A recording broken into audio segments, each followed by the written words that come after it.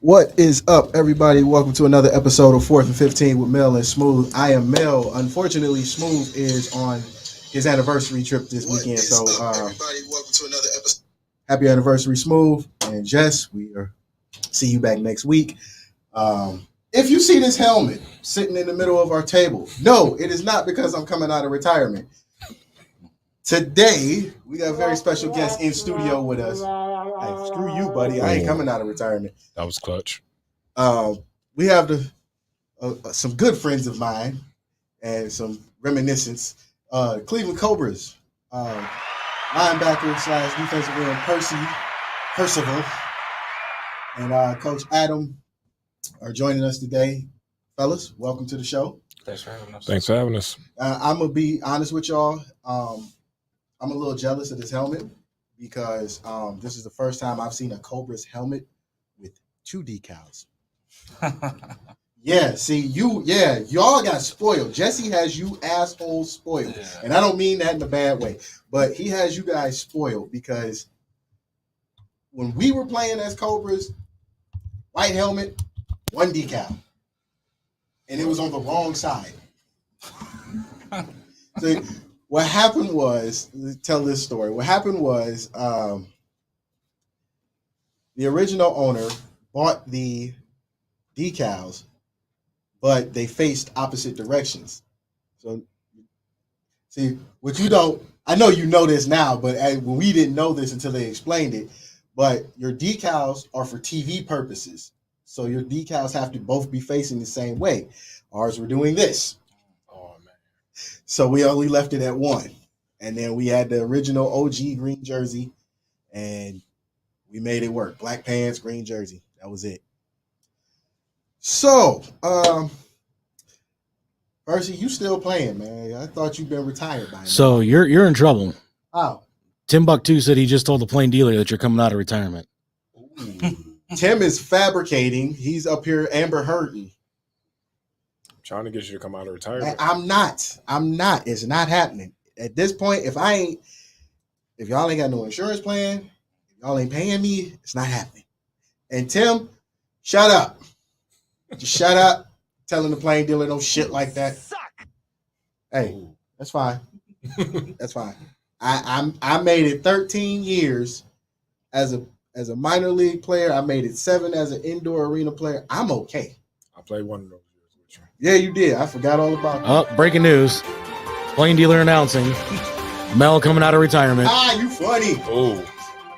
What picture did they use? And I know if they lying or not. They got a screenshot of this very episode right here. Oh, that's... Yeah, well, it says I paused my game to be here, so... Come on, man. Throw that jersey on. Dude, and if I throw it on, it'll be for cheering purposes. Tim says he'll come and be water boy. Yeah, that's funny. So, Coach, how'd you take the job, or how'd you get approached to take the Cobras job? Because that's a coveted job that most people have kept actually for years. So how did you come across it? Well, I mean, I've been around semi-pro football since 2012, and I had no background. I wasn't a player. Mm-hmm. So when I broke into semi-pro, I've had to prove myself as a coach, and that's semi-pro is a tight-knit group. So as the years progressed and went by, I made a name for myself. And after last season with the Gladiators, Jesse approached me and asked me if I'd like to take control of his team. And we started, I think, that week in August. Just for the record, on the field, I despise the Gladiators. Off the field, great set of guys. On the field, screw you. Yeah. And Dame, shut up. I saw your comment. You're not the greatest Cobra ever. You are the greatest passer in Cobra's history, but not the greatest. You was too old, too fat, and too slow. How about that? All you had was the golden arm. That was it. So he don't want that smoke. He don't. Nope. Lee Dame does not want that smoke. I'm still waiting on the Tecmo Bowl rematch. All right, well then I'll just throw a flag at it. That's fine too. So coach, this guy. So your head coach. Admit it, you've missed me behind the board. I did, because there's been a lot of flack that you guys have been pulling. Hey, I have other responsibilities, as Tommy Pickles would say. Ghostbusters can wait. We got business. Anyway. Not when we're raising money for charity. What charity? Special Wish Cleveland. All right, I'll let it slide. All right, coach, your head coach of the Cobras. Mhm. As we all know, Cobras, one of the last remaining teams in Cleveland at this point. What's it been like for you as the head coach of such a give or take historic team? I mean, it's been great. Jesse brought me on, and everything that he told me going into this, he's been a man of his word, and he takes care of his players. He takes care of his staff. Anything I need, he gives to me. I mean, we have buses, we have indoor facilities. We're practicing twice a week. I mean, he cares about this organization. He cares about football. So the transition from other teams I've been on to the Cobras has been smooth. And I honestly, truly have not been around an owner like him. So I can't ask for anything more. I do got to shout out Jesse for that one, because Jesse has always been top notch when it comes to the team. Absolutely. So I much respect to Jesse, even though Jesse's been playing since the 40s. Dude, he told me about teams I didn't even know existed in Cleveland. Have you ever had that conversation with him about the Shrek Vikings? Never heard of him. Nobody heard of him until he told that story. Super good guy. All right. Person, you've been around the block a few times in the minor league world. Yes, sir. What's it been like for you as a Cobra? So far, it's been a great experience. I know Jesse been trying to get me to be a Cobra for a few years. He's been trying to get me to be a Cobra. Finally came over. First year with the Cobra was last year. Great experience, great staff, great organization. He goes all out for his team, and it shows. He literally generally cares about his team. So I definitely love being a Cobra. And they say nobody likes a snake. Jesse, you got people that love you, man. That's the only type of snake I like. And it's funny because everybody that I know that has been a Cobra, their transition to being a Cobra has been different. Like mine was because I was actually playing for a rival team called the Invaders, and shout out to Ray Henderson, because if it wasn't for him, we wouldn't have been Cobras. But he called me one day. He said, "Hey man, I know you've been wanting to get some extra work in, but it's been cold. But Cobra's out here working. It's like 60 dudes out here. 60 dudes? Ain't no way in hell. It's the middle of February. Come up next Saturday, man. I'll ride with you." All right. So we ride up there. At the time, we're practicing at I forget the name of that park out in Lakewood, right off of 90. It's the Warren Road exit. It's that park you see on your left-hand side. And I'm driving, and I look to my left, and I literally see 50, 60 dudes running laps and catching passes. And I'm like, this is amazing. I didn't see this in high school. All right. So get off, get suited up. Lo and behold, we've been doing this for a couple weeks now. So lo and behold, as we gearing up, Mark, owner of the Invaders, shows up because apparently somebody owed him equipment from another team. Whatever the case was, he shows up, he sees me, I sees him. It's very awkward. Very awkward. He said, "What are you doing here?" I'm like, "Man, I'm just working out. I haven't." I ain't did nothing illegal. Now, mind you, minor league / semi-pro contracts only last for that year. Right. So he said, I thought you were going to be with us. I said, I am. I haven't signed any piece of paper. The only thing I signed was an information list. I go home. I get this long email from his wife. And she just tearing me a new one. I thought you were going to be the future of this team. I never thought you of all people would betray us. And I was like, I didn't sign anything. So I told her, I'm like, I didn't sign anything. I just went to work out. We're playing in 2 different leagues. At the time, we were in the NAFL. So for those watching, for those that follow Ohio semi-pro football, the NAFL was the largest. It's what the GDFL is now. It was the largest minor league, semi-pro league in America. Even had teams in Canada.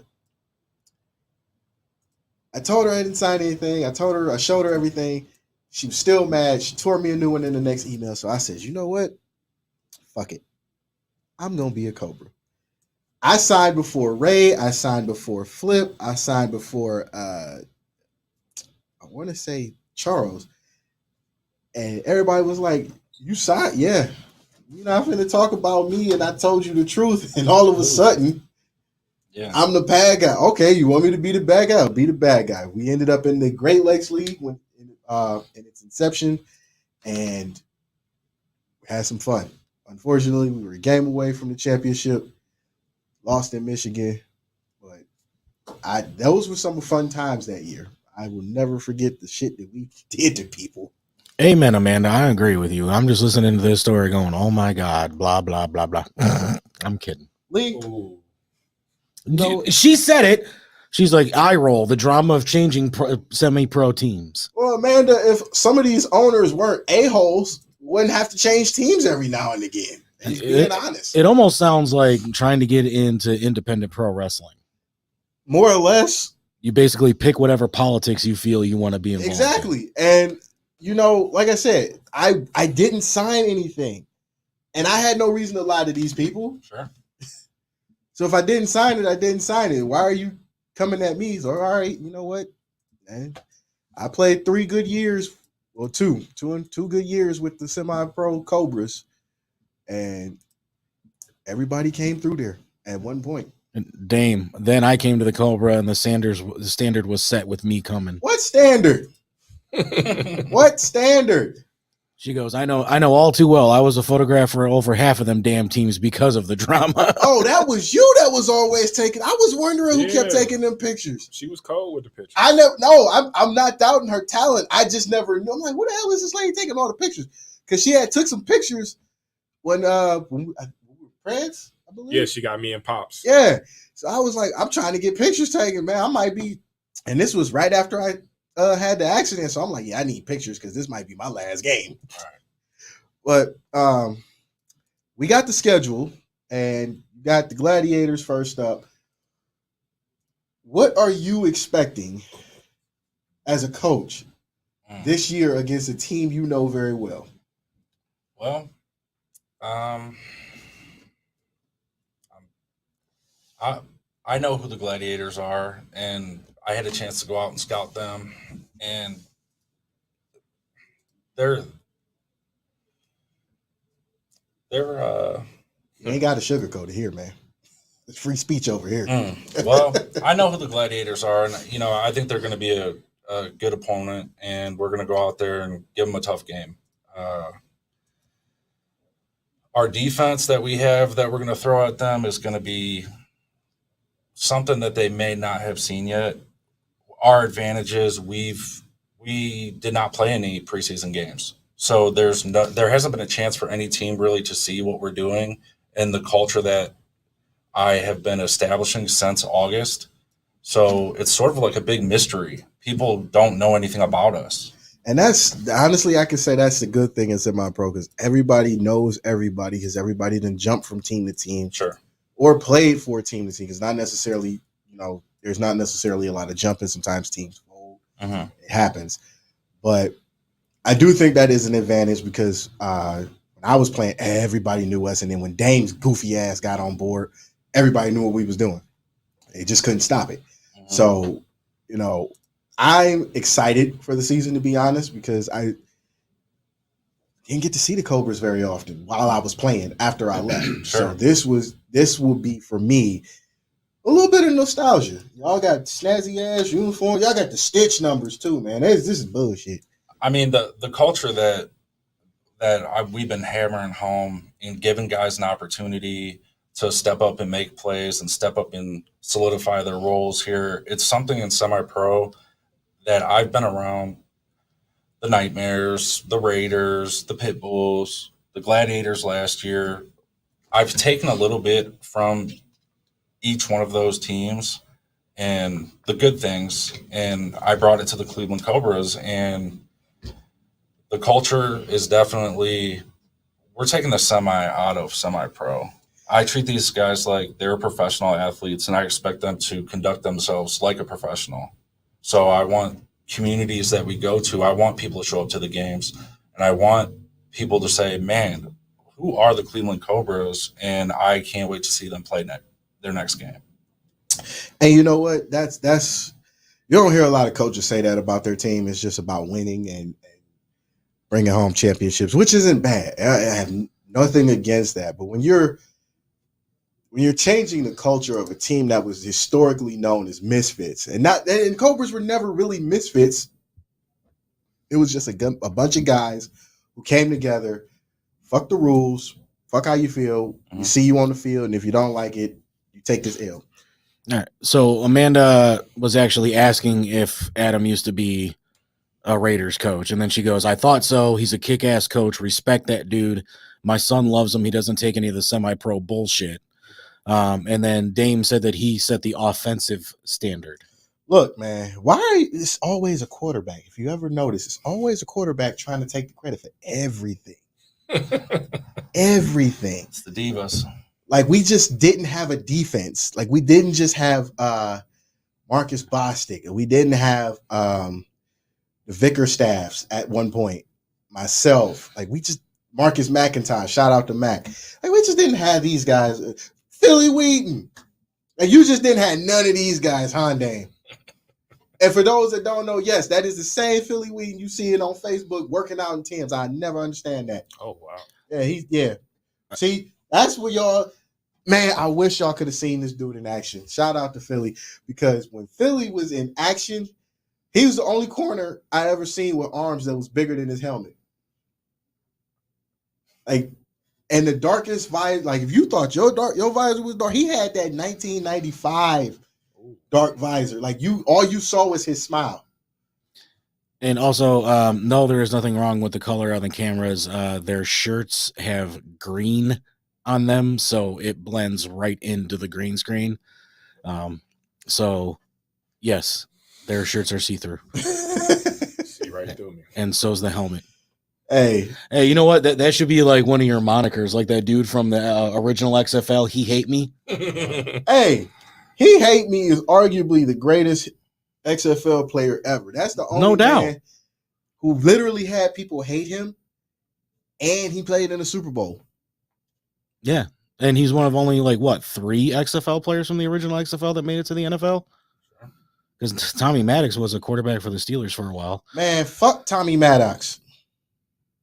I'm literally saying fuck Tommy Maddox. You know why I'm saying fuck Tommy Maddox? I'm not disagreeing with you. I'm a Steelers fan, bro. I'm a Steelers fan too, but when you say Tommy Maddox, you bring out a whole other side of me that I just don't like. Just remember, Big Ben replaced him. So I mean there was a light at the end of that tunnel. Take 2 games after Ben got signed? How many years? We did what? 99, 2000, 2001, 2002. He won the playoff game because fucking Quincy Morgan stepped out of bounds after the clock ran out. I'm not disagreeing with you. So he didn't win that game. Quincy Morgan gave them that game. All right. Well, I mean, Cincinnati gave the Chargers the Super Bowl. Your point? Hey, that's true too. All right. They gave a former Cleveland Brown a ring. That's true. That's true. It was the Rams.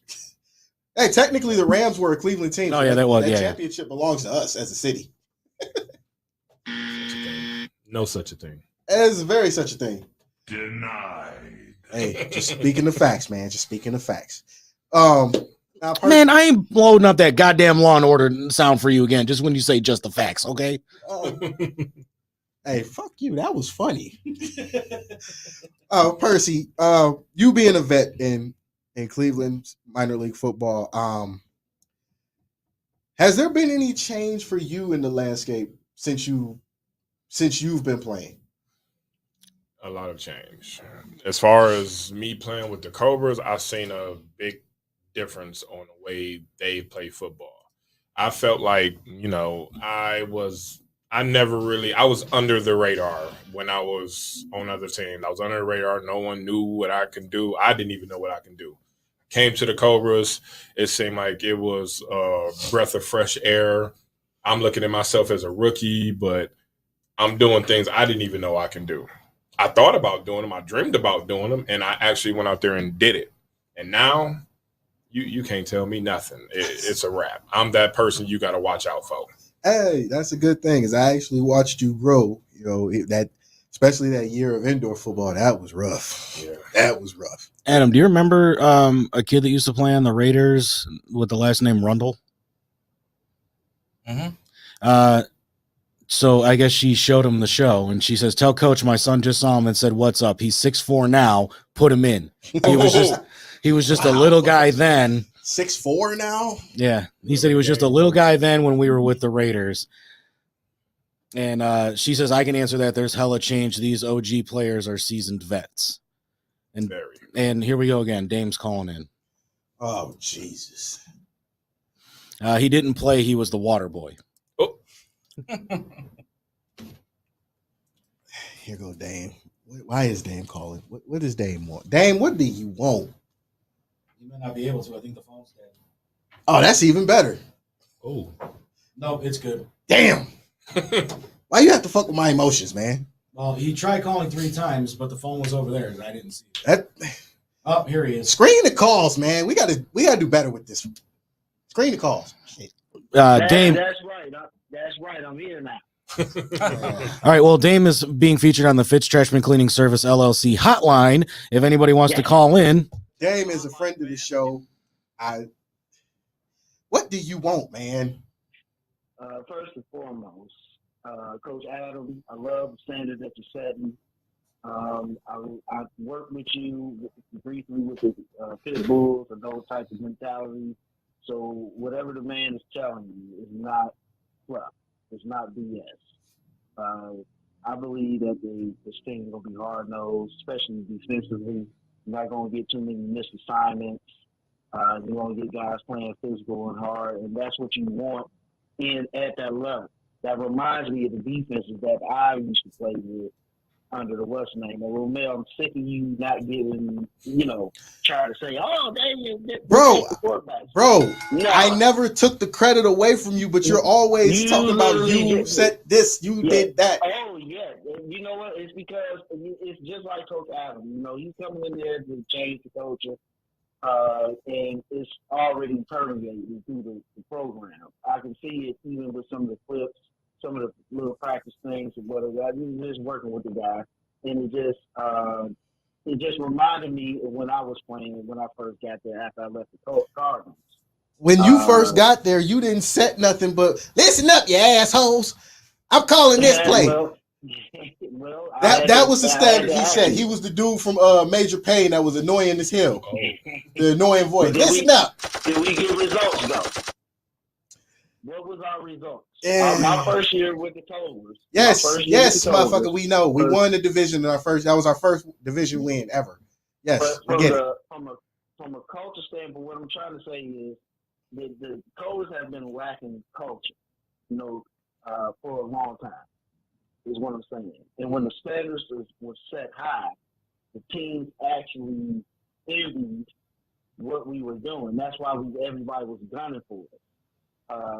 Offensively, defensively, special teams wise. We even had kickers, back in the day. Yeah. So, you know me, Romeo. We played together too. I don't take credit for everything. I'm just saying, the mentality. He's lying. It's a different standard of expectation to be better. Yeah, I feel that, Dave. I that part I do agree on it, because that was I a think situation where before you and the original Adam got there, it was rough. We had one coach on the sideline. Hey, I'm telling you the truth, man. I'm telling you the truth. Before all of this got where it is now, we had one coach. It was him calling offense and defense with a little help from Angel. Shout out to Angel and Marty and Tim. So shout out to those guys. All the original Cobras. And what's crazy is I went to the Outlaws game a couple weeks back, and I saw Abe's goofy ass in an Outlaws uniform. And Abe was an OG. Wait a minute. Abe was an OG Cobra. Abe came out of retirement? Man, I didn't know he was retired. Man, he keep on saying he gonna retire, but he been saying, dude, he been saying that since he Brett Favre in it. Yeah, he been saying that since what, 2014? Man, and it's 2022 now. But get having Dame call in and talking about players that are previous Cobras that basically were there when the Cobras organization first started. For them to recognize what I'm doing and to give that respect to me, give me almost that head nod, like you're doing it, you're doing it right. That means a lot to me to have those veterans really, nod their head in agreement and wish me success. Oh yeah, we may be assholes on the field, but we still, game recognized game. Real recognize real. We never gonna tell you we want you to fail, because we know. And I'm sure Dame knows, because Dame was there for eons. You know how hard it is to even just be on the team. And from the rivalry with the Preds to sticking it to the Spartans every year, and literally everybody knows everybody. Sure. All tough. All those teams were tough. Predators, man. Man, shout out to the Spartans and Predators, man. Always bring it, and the competition. That's what you want at this level. You want to bring out the best and play the best. And those dudes used to bring the best, and they was always hard and physical, very highly entertaining. Never lost to the Predators except for once, and the Spartans never lost to them, but whatever. But for the first and foremost, like I said, Coach, like just keep setting the standard, keep bringing it back. Shout out to Jerry Menesali. He had the standard going to, Absolutely. but dudes lost their way. Jerry is a great friend of mine, excellent coach. But these last couple of years have been kind of, it's not been the Cobra way. And now that you're bringing that back, man, it's only going to start with game one. Against the Gladiators. If you ever need something, coach, whatever, drills, film, playbooks, talking, whatever, I'm there. Absolutely. Highly respect you. To be honest with you, I'm expecting bodies this year. I will be ahead of that. I am just because that's. And speaking of bodies. Got a couple trivia questions for those watching and for you two here in studio. We already talked to the all-time leading passer, so there's no need to even ask that question. But I wonder if Jesse's told you this.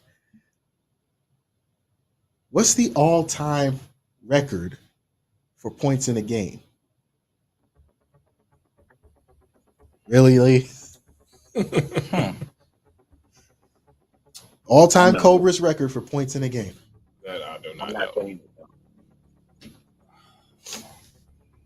Dang, how would you I'm know? not saying it. Dude, that's what I do. I study. You know I'm in school. Yeah, study some Tecmo Boys. Sorry, ass. You know what? All right. That's why I hate you. Yeah. 2007, 94-0 against the Lenawee County Crusaders. Wow, Man, I would have never guessed that. Yeah. Oh man, we had fun that game. Marshall.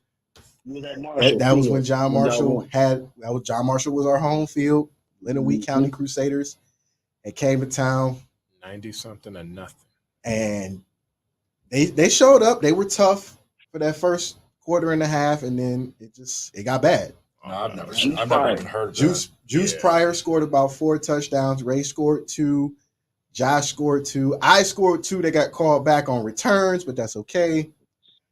Flip scored 1. Like, it was a field day. Abe threw like 7-8 touchdown passes that game. Angel scored. Putt scored. Yeah, 94-0. Wow.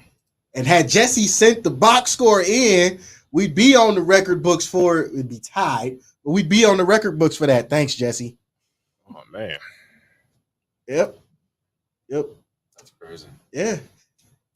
Nobody believed us either. We had to piece together the highlights. I think it's still on YouTube. It is.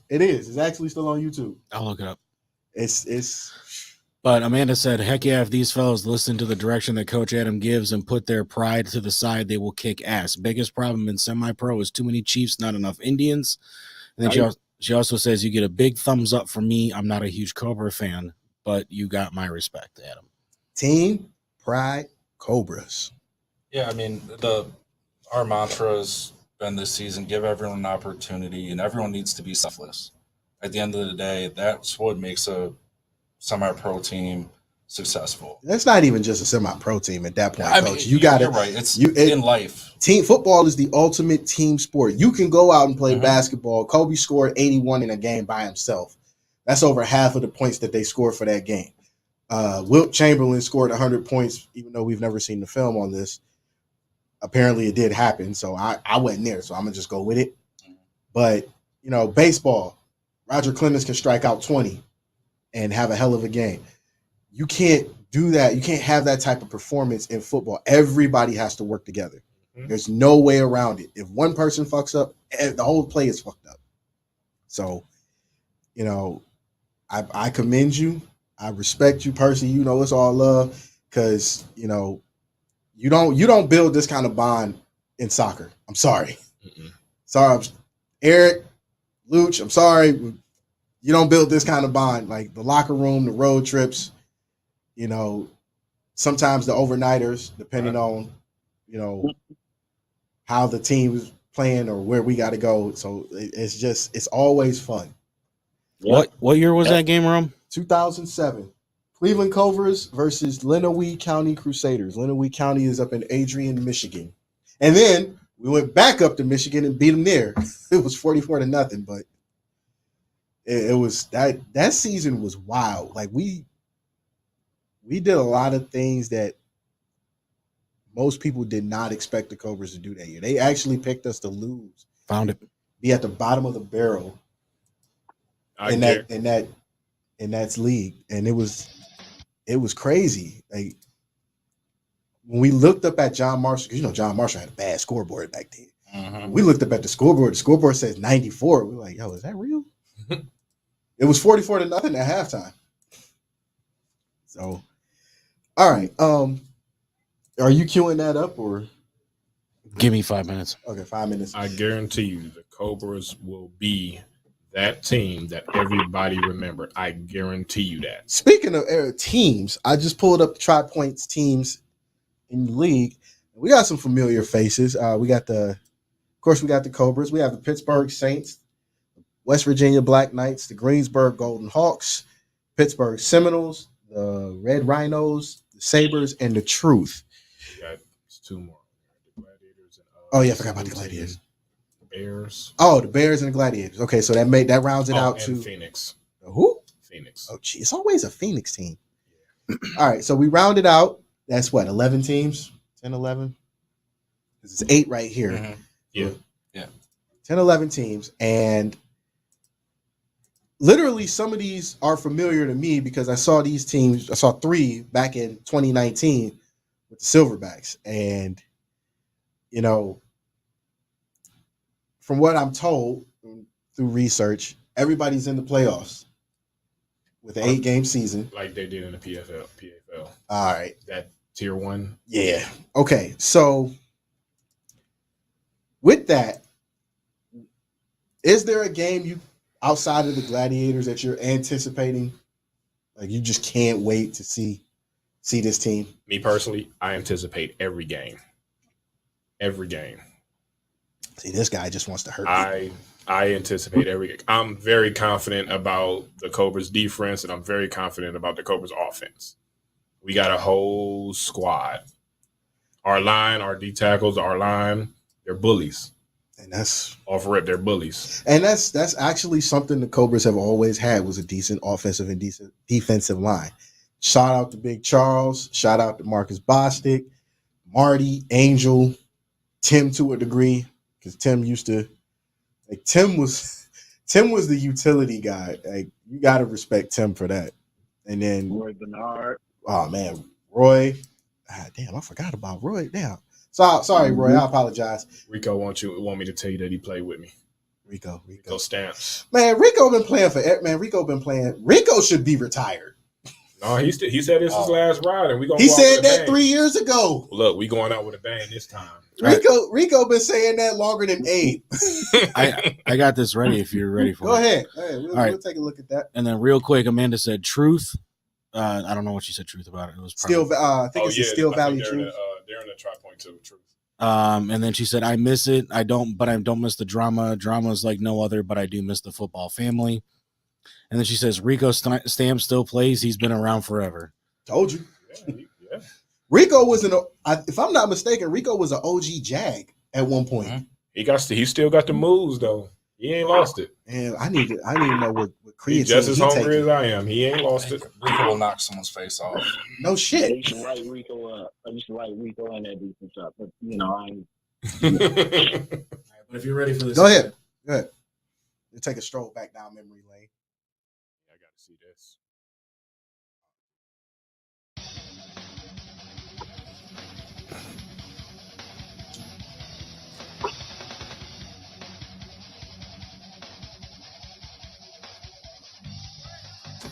Short kick.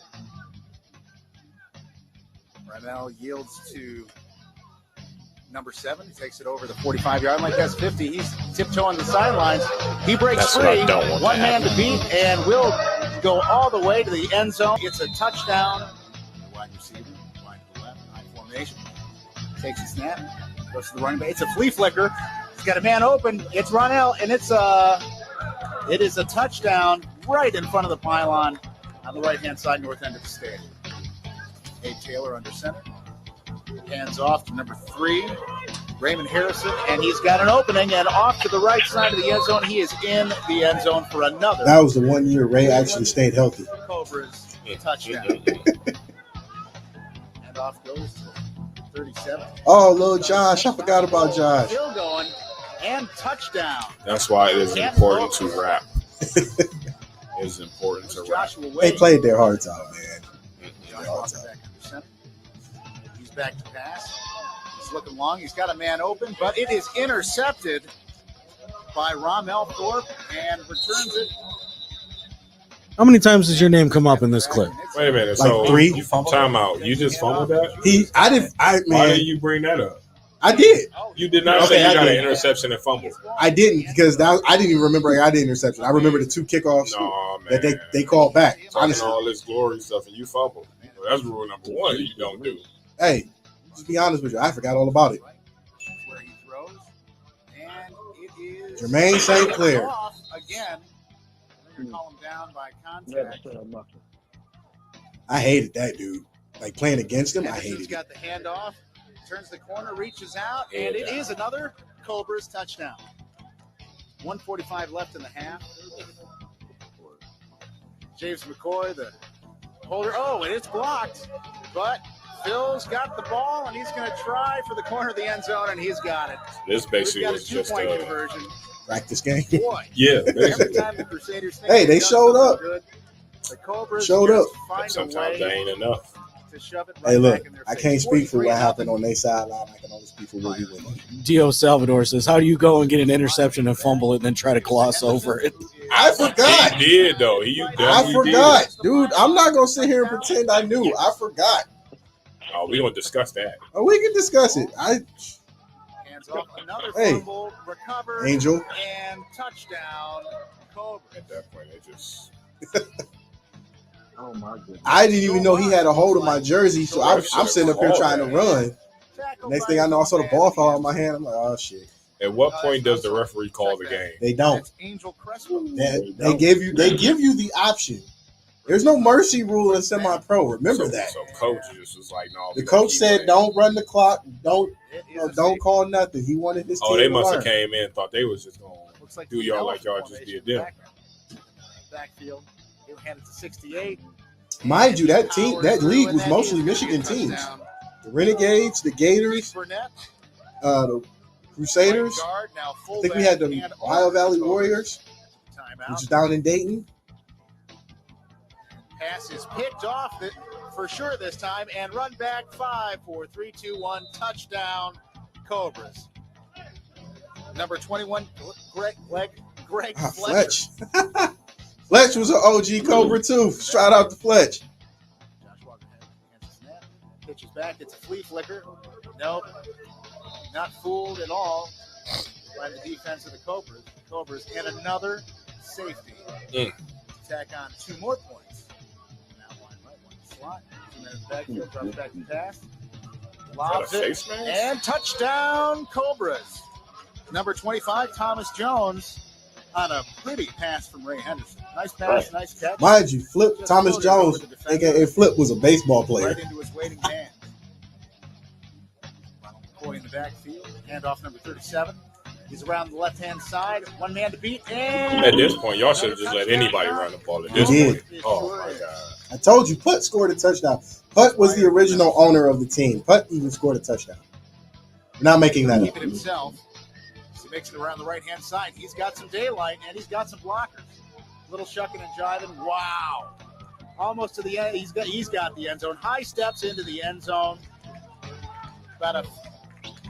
No such a thing. That is a 48. In the words of the Keenan Thompson version of LeVar Ball, Crusaders never lost. What's funny about this is if you watch the entire game, at one point the commentator's like, he's like, if you're a Crusaders fan, you're wishing this was a home game. That way you could just sneak out. I would have been embarrassed. I would have been embarrassed. Hey, I'm just being honest with you, man. All right, so Dios Salvador said you're going to be running some ropes for that. Man, you got to do. He still owes me film. I don't want to hear it. And then Amanda said Fletch, triple heart. Fletch is a good guy. Fletch is my dude. Me and Fletch go way back to the Cardinals days. Fletch was the only. He was the only at that time I knew he was like 22. The only 22-year-old with a full head of gray hair. He played with the Prayers too. Yeah, Fletch been around. Fletch been around. Been around, dog. Hey, Romeo. Yeah. Funny about that film, right? That brings back so many memories. Before I joined the Cobras, we had scrimmaged the Cobras before the year I came there. I forgot YouTube's been out so long. Our YouTube, the Cobras, and I seen Juice Pryor, number 7. And I said, that dude, if we get Adam over here, so stop. If we get that offense that we have with the Cardinals with another dude, with like that, oh man, it's gonna take us to another stratosphere. And he did. That first year with the Cobras, man. The offense that we had and the defense that we had was insane, and it took us to get cheated in Pittsburgh, of course, to not go all the way. We literally got hey Al, $500,000 getting cheated in Pittsburgh, man, on the way to the title game. Don't remind me, dude. Like, don't remind me. Hey, you know what's funny? It's funny because bring up a lot of Pittsburgh stuff, but what people don't know, since Dame's on the phone, Dame actually has a win against the Cobras before joining the Cobras, along with this guy right here and me. What happened? We played in a charity game at Lakewood. Mind you, this is the last year Lakewood had AstroTurf. Yes. and we played in the charity game, Invaders versus Cobras. This was the only game we as Invaders won, and it's because we had an actual quarterback. I hate to say it, but that Lakewood turf was the hardest turf I ever hit in my life. You ain't got to tell us, bro. Yeah. Dude, and I played there right after they put it in. And they didn't even put the turf in the end zone. They left it casted. I know. Yeah. I know. I was a lineman, so I didn't get to see the end zone all that much. But my God, when I would get knocked down to my fucking knees, I would be bleeding for a week after that. I And used to tell people, man, y'all got. I tell our players all the time, y'all got it lucky. I would take this turf over Lakewood, over Baldwin Wallace, any day, all day. Matter of fact, who else had bad turf? I mean, I think Lakewood had Byers Field. concrete. Byers Field. You ain't kidding on that. I would take the turf we have now over any one of those. But I think Lakewood had concrete under that turf, man. That shit It hurt. was. They never Lakewood did that on purpose because at the time, because Jermaine St. Clair is he's an alumni at Lakewood. They didn't want the wrong element on their turf, which was obviously the inner city kids. But Man, they were playing Cleveland and Garfield Heights. What the fuck did they expect? hey, Bulldogs for life, by the way. Go Garfield. I'm just letting you know, dude. Like, Team but you also got Glenville. to remember, they had to share that field with the school down the street, which was St. Anne's. They did. And St. Anne's had their own field in the back of the school. They did. And that field was nice, That too. field always gonna be nice. They're not playing on that. Where are they gonna seat everybody? Because I guarantee you, if you play at Lakewood with St. Edward's fan base, it's gonna be 10,000 people there. But the year I got to high school was, I think, the second year that Lakewood had that turf in. So I was playing on it when it was at its hardest. Oh no, man! And I wonder why I got fucking knee issues. Yeah, everybody got knee issues playing at Lakewood. Baldwin Wallace, Byers Field. It's hard, man. It's See, hard, I got man. lucky. I never played Parma in Parma. The only time I ever played at Byers Field was when I did pickup games with the Miz. Shout out to Miz. Probably don't even remember them games. He don't even remember me. Yeah, Like, of I've met him course. twice since he got to the WWE, and he's like, who? Oh, of course. See this? This is why Cobras, y'all stay humble. For all the Cobras watching, y'all stay humble. You get where you going, stay humble. Remember all the little people. Oh, I reminded him how I put his head in a fucking toilet. Don't let him hear you say that now. We're gonna fuck around and get sued. All right, Coach. Real quick, because I don't want us getting sued. I don't need Vince sending. Amanda said the Fledge also played for LCN too. Man, we don't remember them years. Don Prince says peace. Oh, what's up, Don? Shout out to the Prince. And then Amanda said she's got to go to work. So everybody have a great weekend. You too. Well, back to this one. I have to ask this because I've been wanting this so bad. Is there going to be an undefeated season under your regime?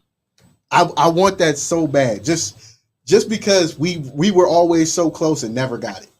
Well, we're gonna take it one game at a time, and we're gonna prepare for our opponents. We're gonna make the adjustments necessary to try and win every game. I'm not gonna make any guarantees, but I am gonna say we're gonna do our best to go out there and win each one of these games. I respect that. The selfish part of me wants that because we were always so close and never got it. Never got it. The first year we went 8-2. We lost to the Gators on some BS at home, and then we end up losing in the playoffs to the same Michigan Renegades team. Mm. They just added like 40 more people, and a bad coaching call cost us that. Second year losing Pittsburgh, in the playoffs, which was heartbreaking enough. So, I'm pulling for you guys, and I want it to be a special season for you as a head coach, for you as a player. Oh yeah. Even though you ain't retiring no time soon. No time soon. No such a thing. I think over here the staff that we have, and my offensive coordinator, my defensive coordinator, offensive line coach. We are all working extremely hard. And in semi-pro, I think sometimes coaches get caught up in watching the game rather than actually coaching the game. And we make it a point to adjust and adapt. And we're training our guys to overcome situations and not get frustrated and to keep driving, moving forward. So I think that this Cobras team this year is going to be something special. Amen. Now, Percy, I got to ask you this. Gladiators games coming up. We know you know people on that team. Is there anybody out there that's deserving of a big hit? Everybody. If you ain't got on no Cobras jersey, everybody going to get hit. All right. There you go. So, Biscuit, if you're watching, I pray for you, bro. I'm going to tell you this right now. Cleveland Cobras is putting everybody on notice. We here to stay, and we will be that top team. Of course you're here to stay. Y'all been here since 2006. We putting everybody on notice. Y'all can doubt us. People been doubting us. It ain't going to happen. This ain't that same culture. It's a different culture. We putting everybody on notice. Respect. Every team is on the clock. Not every team. Every team. So the Tri-Point League, if you heard that, if you're watching, it's about to get real. I don't have no shots for that, but it's getting real. This shit like this make me glad I'm retired. I'm glad I'm retired. Yes, indeed. Damn, you still on the phone? I did not know he was still on the phone. I ain't either. I thought we hung up on him, man. Now, you told me I was like a guest correspondent. No, I said you was a friend of the show. Like, I don't like your ass. I don't like you either. You know what? Gonna make me say some shit on FCC. Gonna come. Look, all right. Since they, you hear the amount of foul language you use, you little fucker. I use it every week. It's no different. There ain't no FCC. This is internet radio, man. Say what you got to say. Oh, yeah. Well, carry on. Well, since Dane was speaking on the phone and shit, do you have any good memories that you like to bring up outside of you taking credit for everything? Oh, well, I can only talk about me taking credit. No, I would say, although the playing was fun, I think I've loved the camaraderie of being a team. I think that's the biggest thing. I met a lot of people being a coach. That's the biggest takeaway, I would say, besides playing. You know, I'm going to do what I do on the football field, and our offense is going to be sweet. But just being around the guys, you know, everybody working hard, sweating, bleeding, and coming together. You know, we had some pretty close teams. We had tumultuous times, of course. That's what happens with the team. But the relationships that I've built over time, like me and you go way back. I got a history with Coach Adams. So, you know, it's just the people thing for me. So I would say that's the biggest thing, the best memory I had, personally. But one of the best memories I had was probably that game I had against we played against Lackawanna in that overtime game. Oh, dude, that was like the longest game ever. It was at Case Western Reserve. Yes, great field, by the way. And the other one was when we played with national champion Jets, the Midwest Jets. I've never been in such a zone as far as throwing the football that day. And we went down there, and I remember giving a speech pregame. It's always a speech with him. We just got those new uniforms. Oh, the puzzle pieces. I missed that. The puzzle pieces uniforms. I remember them. Yes. Yes, when we first got those, man, I made a speech pregame, and we went out there from the jump and just put it on their ass. So that's one of the biggest memories. But the other biggest memory, last one, sorry to be so long with it, was us going to the Vikings. Oh, man, I was just about to bring that up. Me and you teaming up, leaving the Cobras, and coming in and man, that playoff game hit first and foremost. I will never forget that playoff game because that playoff game showed me a lot about football. Because I'm not even gonna lie to you, I was nervous as hell that game. I went to y'all were playing at Lakewood Middle, which is a very little shit shot. Those little shits are spoiled in Lakewood. They got a turf field. We never had that, but they were playing Snake Pit. Yeah. Oh, the Snake Pit. Oh yeah. They were playing the War Pigeons in the playoff game, first round, and the War Pigeons had just took a 102-yard punt return back, and I was like, "All right, we need to get ready for the War Eagles." That's how it was looking, and then all of a sudden, I believe it was Cover that was quarterbacking. He drove the team down. The playoff game? Yeah, against the War Eagles. No, he wasn't. He was that's damn. I think it was Monty. Okay, well, Monty drives the team down, scores the game-winning touchdown. I text everybody, said Cobras. We get to the game. I've never been this nervous. I'm never nervous for football, but this game, I'm like, yo, if anything go like what happened last week, we in trouble. And it did for a certain amount of time, and then the guy that's on the phone drives us down, throws a couple passes. He gets a third. What was it? 3rd and 5. 3rd and 5. He gets the first down, and then we scored a touchdown. He throws me the 2-point conversion. We win 20-13 thanks to our defense. What happened was we. I was trying to speed it up. I think we ran the football. We threw the football, and it was 4th and 1. It was a 4th and 1 call, and I was going to go to our old reliable Mike Pace. Shout out to Mike Pace.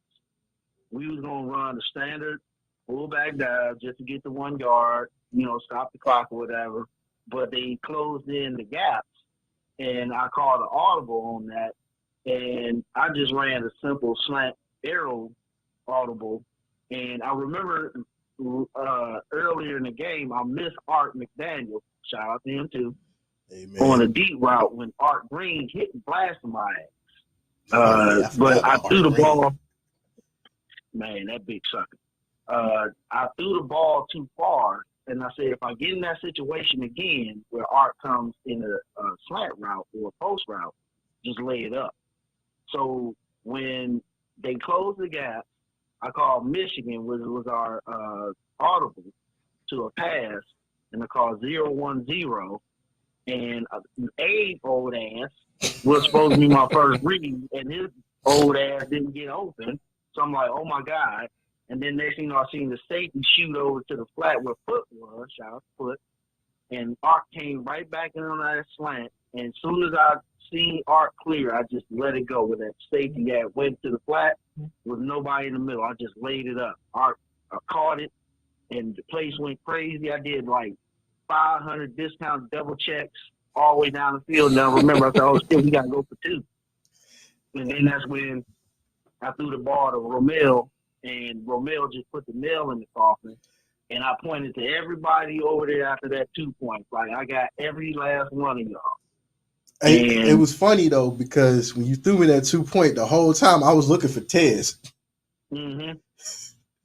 Because for those that are watching, before we cut the commercial, Ted, his son just graduated from St. Edwards. So shout out to Tez and Lil Tez. But Tez was like, yay high. You don't see him coming. And the last time I caught a pass in front of him, he hit me. And he hit me so hard, I lost breath. And I was like, yo, this ain't going to work. It's not going to work. If you throw me, I told every quarterback I have, if you see Tez, do not throw me the ball. Because if he hit me, I might let it go. Just being honest. Like you let that interception go? Man, shut up. It was intercepted. It counts as a stat. Nah, not if fumble counts too, though. But I know I fumbled. Shit. Oh, now you know you fumbled. I love when somebody. Dame, shut up. Kill Dame on the phone. Yeah. I've been here this damn long. I might as well say. Shit, always. He fucking been on with the people. phone almost 40 minutes. Nobody knew he was on the phone, man. He sat up there, probably cooked some bacon or Romeo, something. Romeo, Killed a why would I scorpion. talk when the highlights is broke? Hello, coaching 101. You Don't ain't talk even in. to him, These highlights is like 13 years old, 14 years old. You say what you want. Anyway, gentlemen, thank you for being on the show. It's greatly appreciated. Oh, don't forget, June 4th, first game is against the Ohio Gladiators. You can catch that game on the 216 Sports Network's YouTube channel. We're going to work to see if we can get a Facebook Live with it as well. It is going to be an honor. There's a schedule once again. It is going to be an honor to showcase these guys because they deserve it. You know, being a former Cobra, just hardly ever got to see a game unless you were there. So for those that are able to get there, get there. It'll be at Arlington High School in Alliance. If you can't get there, you can catch This it. says Garfield Middle School. There are I was getting to that. That's an old schedule. God damn, man, you want to? Anyway, the first game on June 4th will be at the Ohio Gladiators at Marlington High School in Alliance.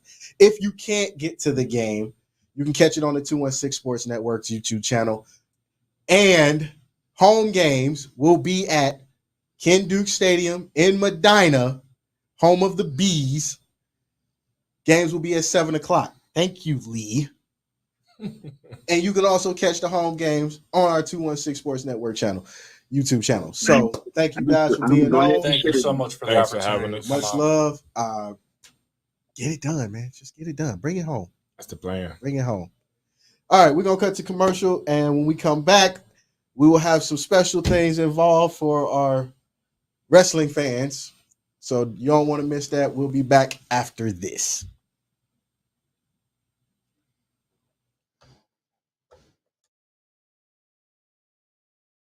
This is really gross, but dirty trash cans can pose a serious health risk to you and your family. The pungent smell can attract rats and flies, not to mention maggots, both of which can contain dangerous diseases transferable to humans. Your dirty trash can is susceptible to harboring dangerous bacteria. Contact Brandon at Fitz Trash Bin Cleaning today at 440-752-1533 or find them on Facebook. Veteran owned and operated and eco-friendly. Again, call Brandon at 440-752-1533.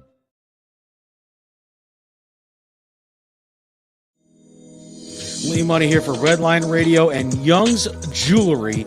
Young's Jewelry has been creating quality jewelry since 1975. You know, when I was looking for my wife's engagement ring and even her wedding ring, Young's Jewelry is where I went. Call them today at 440-455-1026 and tell them that Redline Radio sent you.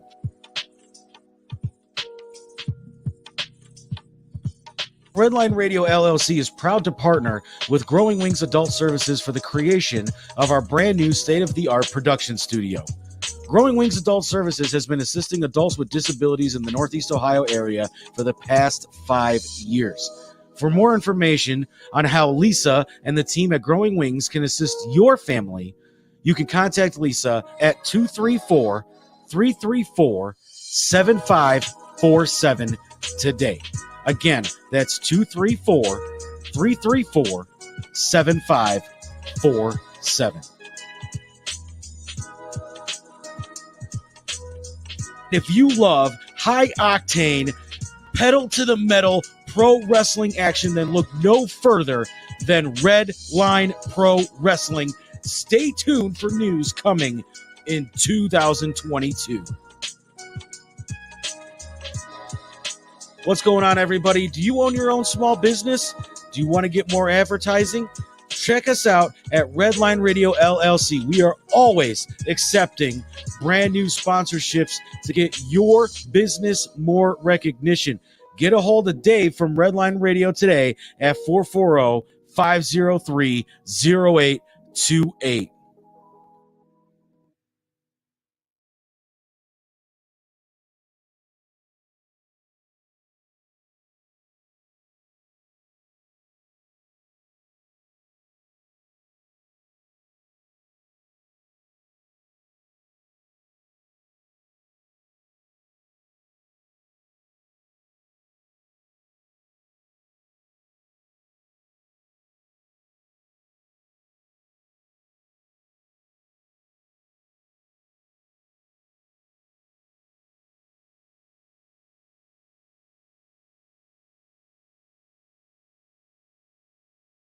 Lee Money here for Redline Radio LLC. And, after a long day of gambling and checking out all the shows and sites that Las Vegas has to offer, why don't you check out the saloon that has been voted the biggest hole in the wall saloon for the past 2 years?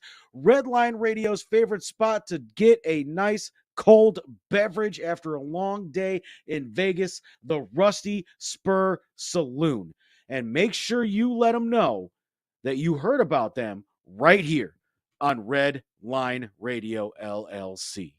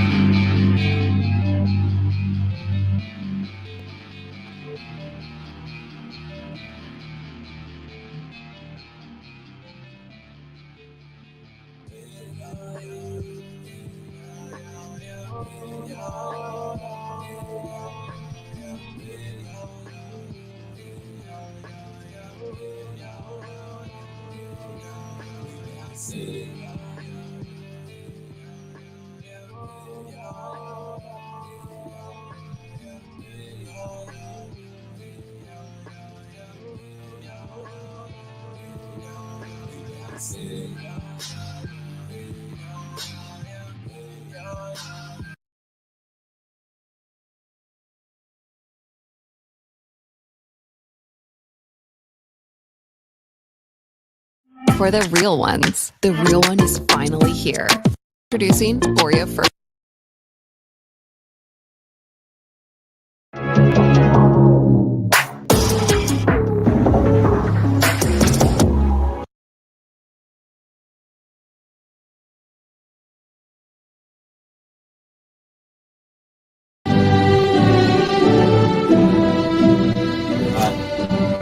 Ooh, yeah.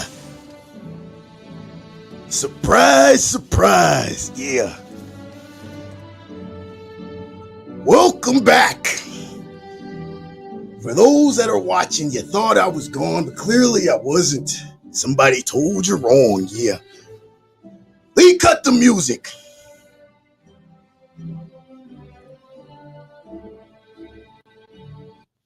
Thank you. Yes, it is I, the man of the hour, too sweet to be sour.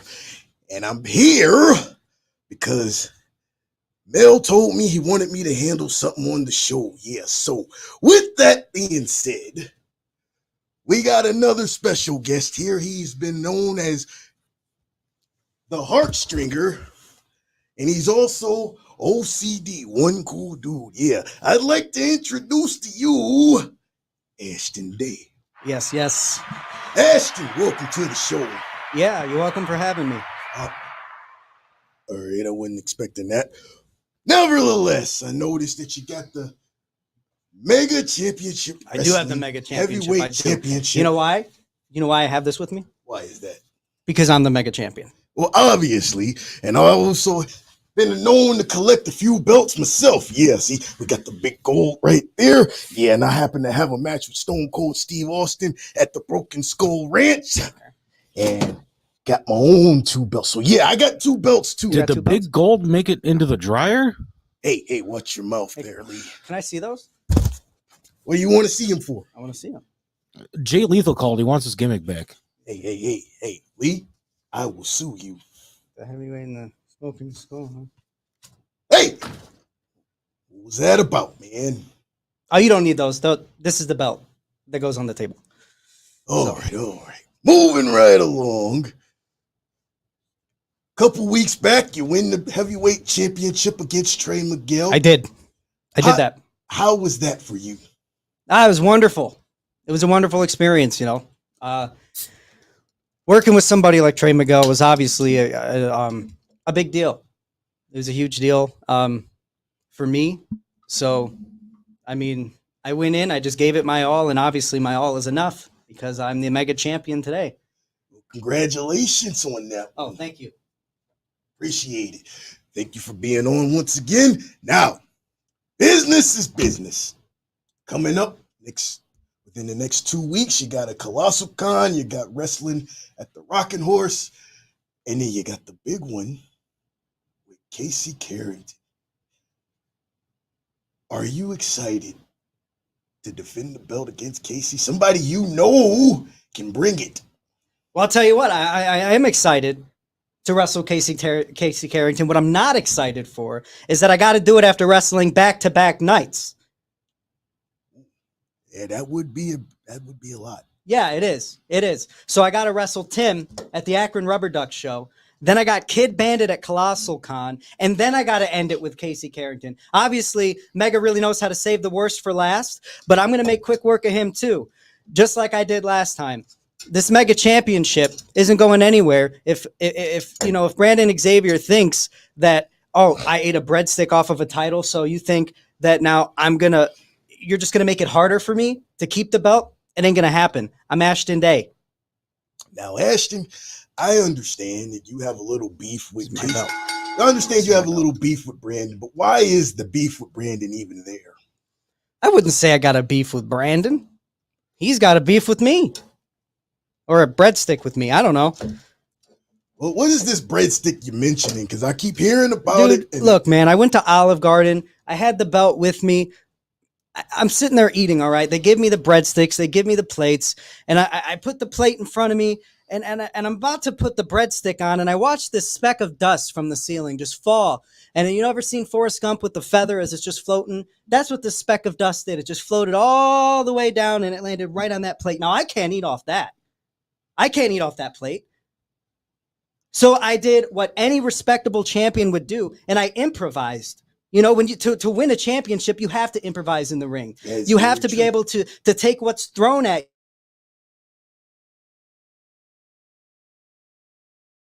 Make the best of it. I plate. Why? It's hard. It's hard like a plate. It held the breadstick very well. He's got a point there, Lee. Not only that, but those plates at Olive Garden are tiny. I mean, very tiny. The breadsticks, they hang off the sides of the plate. They can touch the table. You don't know who's got COVID all over the table. Trust me, I know a lot about long breadsticks and having plates that are too short for it. You're talking to the concerted here, man. I mean, I feel for you, man. I mean, that tiny plate, big breadstick, the belt, it's a decent size for a plate. Very decent size. I mean, you're talking to a guy whose favorite advocate of all time, Paul Heyman, used to eat off the biggest plates in the world because the man had a large appetite. Exactly, he did. Now Lee's a philosophizer. Anyway, hey, just because you had to work under that goof Gorilla Monsoon and you didn't get a perfectionist, a man who makes sure that you are the undisputed world heavyweight champion for all time, like Paul Heyman, and like he's gonna have when he gets his advocate, because I've already made some phone calls. They're watching right now. Advocates are lining up. They're blowing up the Fitz Trash Bin Cleaning Service LLC hotline to speak to the mega champion. Don't be angry. I'm not. And then you had to work for a stooge like Eric Bischoff. I mean, I'm sorry, Mach. I'm sorry. And then you had to go work in that cesspool of an Impact Zone. You just had to bring up Impact, you see. Mind you, when I was wrestling, how'd that tree feel? You're such a dick. You know that?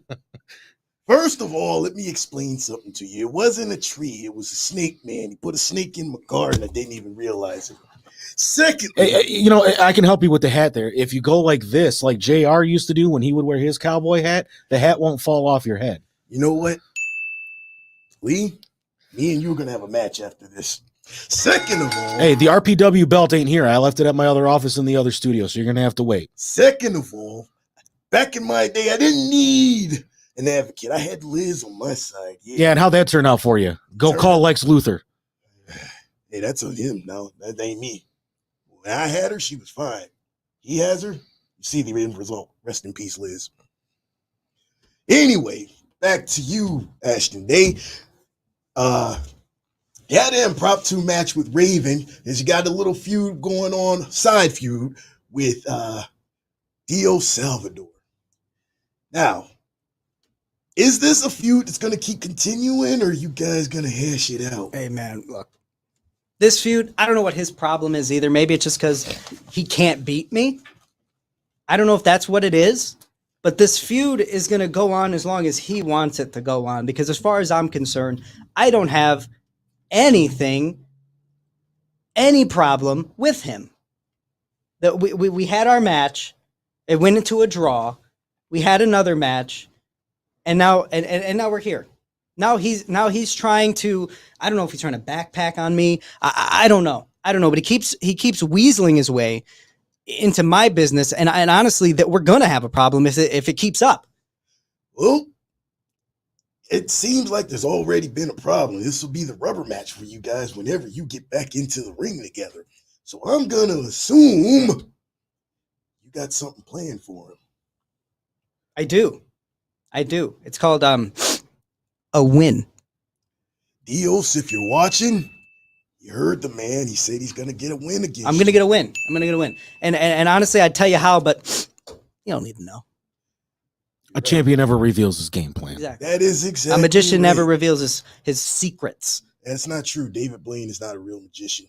I've seen it. He said champion. I never said that. I said a magician. So I didn't say David Blaine was a magician. I said a magician. You assumed I meant David Blaine. Why? That's the only magician I've seen.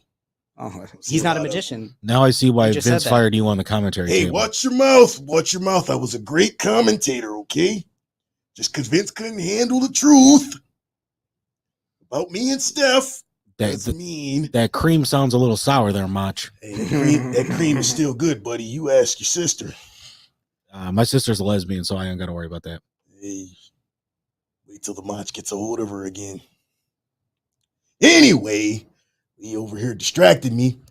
Tell us about your first match with Tim coming up. Are you ready for Tim? Because Tim is an exciting wrestler. Oh, yes, he is. He's also an athletic wrestler. He's not on the level of you, according to the sources, but he's a great wrestler in his own right. What are you going to do when he starts flying around and trying to get the win over you? Because getting a win over the mega champion is a big deal nowadays. Yeah. Well, when he starts flying around, I'm going to fly with him, right? Because there's nothing that anybody can do in the ring that I can't do better, except maybe Paxton Calloway. He can probably step over the top rope better than me, but that's about it. I can do it all in the ring. I'm a technician. I'm a striker. I've got the power now. And I'm a high flyer. There's nothing that I can't do. Whatever strategy you bring, I know how to combat. I know how to combat it and do it better. So when I step foot in the ring with Tim, I'm going to do whatever he does. I'm going to do it better. And I'm going to walk out of that Akron Rubber Ducks game still the mega champion. Hey, Lee, what's a rubber duck? I never even heard of that. They are the Cleveland Guardians single A minor league team. Who the hell is the Guardians? I have a couple rubber ducks in my bathtub. Hey. Now, after that, you got a match with Kid Bandit. Now, yeah. Kid Bandit's been on the scene not long, but he's exciting. Yes, he is. Yeah. He's also athletic as well. So, what are you going to do for this? Because I already know sources have been telling me that this guy is gunning for you. I mean, I'm sure he is gunning for him and gunning for me. I don't blame him either. I'm the mega champion. I mean, everybody in wrestling should be gunning for the mega championship. So what I'm going to do with Kid Bandit is I'm going to take him. I'm going to take every color in his hair. I'm going to take every strand of it. I'm going to rip it out. I'm going to toss him out of the ring. He's going to clear it. And then I'm still going to be the mega champion. It's that easy, dude. Honestly, I don't understand why. I don't understand, man. I mean, it's so confusing to me. I don't know much about Kid Bandit. All I need to know is I'm Ashton Day. And that's the only thing I need to know that I'm going to step foot into the ring with Kid Bandit and what I'm going to kick his ass. That's all I need to know. Tell you one thing, you got a better attitude as a champ than Hulk Hogan does. Yeah. Lee, don't you even say anything about Hulk Hogan and Liz. I'll cut your gizzard. Now, I'm just an advocate. Yeah, advocate my ass. Anyway, are you still affiliated with Cash Inc? Because I also was told by sources that Cash Inc. now only holds the Mega Championship Wrestling belt, but they also hold the #1 contendership due to Ken Bazin winning the Battle Royal. Yeah. So how's this gonna work come time to cash in on that title shot? Who are these sources you speak of? Have you validated them? Made sure that they're reliable sources? I think Do you know how to fact check? I think his source is the same marks and losers that write for the Wrestling Observer. Yeah, he probably reads Sportskeeda and thinks he knows everything. Bleacher Report. I mean, shout out to Dave Meltzer, because Dave Meltzer gets me into everything. He lets me know what's going on. Dave Meltzer, I can throw Dave Meltzer further than his voice box can carry him. That's a bit. That's not very far, man. Come on, man. Be nice. Jesus Christ. Anyway, Dave Meltzer is the same man that said that CM Punk was coming back for 7 years before CM Punk actually came back. You tell me that's a reliable source of information? I mean, nobody. Who the hell? Hey, look, man. Nobody's worried about CM Punk at this point. All right. Tons of people are worried about CM Punk. We're talking about Ashton Dave. Yeah, we are talking about sources. Ashton Day. I mean, that's and my true. sources that's a told fact. me. Your sources are right. True. You're talking about Ashton Day. Your sources are right about that. And obviously, I've got three of his opponents down, and we all know that he's going to be facing them. So obviously, I knew something was right. Yeah. Okay, so far that's the only thing you've been right about. Doesn't matter. I'm still right. Listen, I'm on Ashton Day's team. You seem to be on all of his opponents' team. Yeah, dude, what's up with that? I'm not on anybody's. What's going on? Wait a minute. I'm not on anybody's team, all right? I just asked the questions. Don't come down on me because you feel like you're overwhelmed and everybody's against you. I'm not against you, all right? I just asked the questions. It's metal out here. You told me you were OCD. I'm OCD too, all right? I never said that. What source told you that? You're not one cool dude? Oh, yes, one cool dude. Yeah, sorry. I just thought you were saying I have obsessive compulsion disorder. No. That's not what my sources told me. My sources told me you were one cool dude. That's what I was cool going dude. with. I am one cool dude. All right, so let's keep it clean. Let's keep it safe. We're all here as gentlemen, all right? I do have to say, Ashton Day has the sexiest sunglasses I've ever seen. Your sources are right about that. This man's got the right sources. You need to start reading the articles he's reading. I don't need to read. I'm the macho man. I'm not even macho man. You can't I'm read, macho huh? Mel. Yeah. You can't read. I mean, just say it. I mean, you're saying you can't read without saying it. Just say it. Just fine. Sarah Key says, let's go Ashton Day. Shout out to Sarah Keys.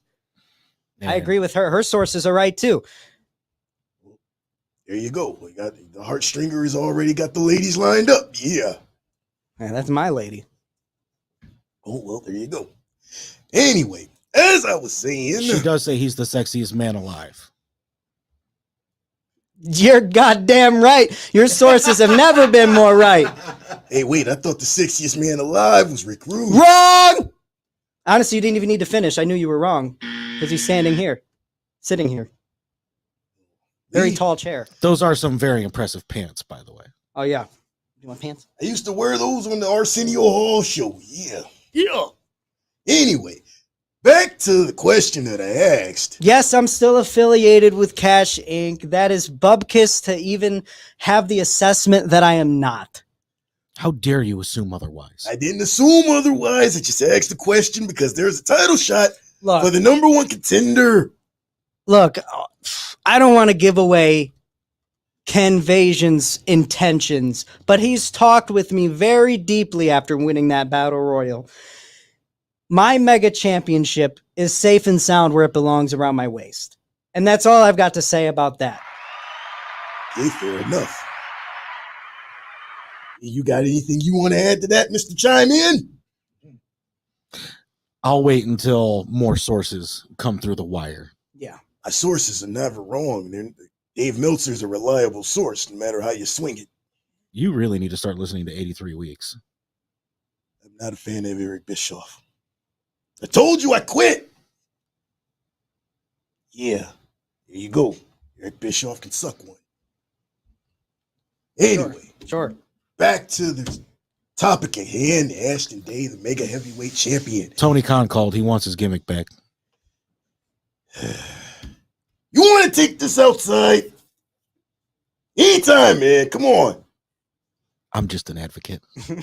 Yeah. I'm an advocate for Ashton Day. Anyway, since you're an advocate for Ashton Day, do us all a favor and get a close-up of that belt. Yeah. You want a close-up of the belt? Yes, I want a close-up of the belt. Let everybody at home see the mega heavyweight champion in his prime in all his glory. Since you're such an advocate.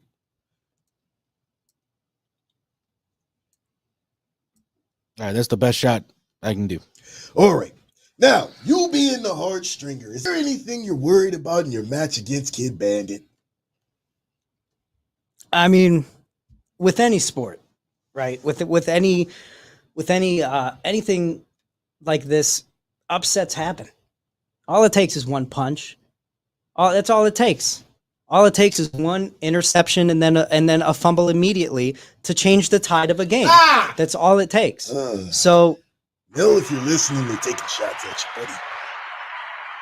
yeah, Mel. Yeah, Mel, if you're listening. That's all it takes, man.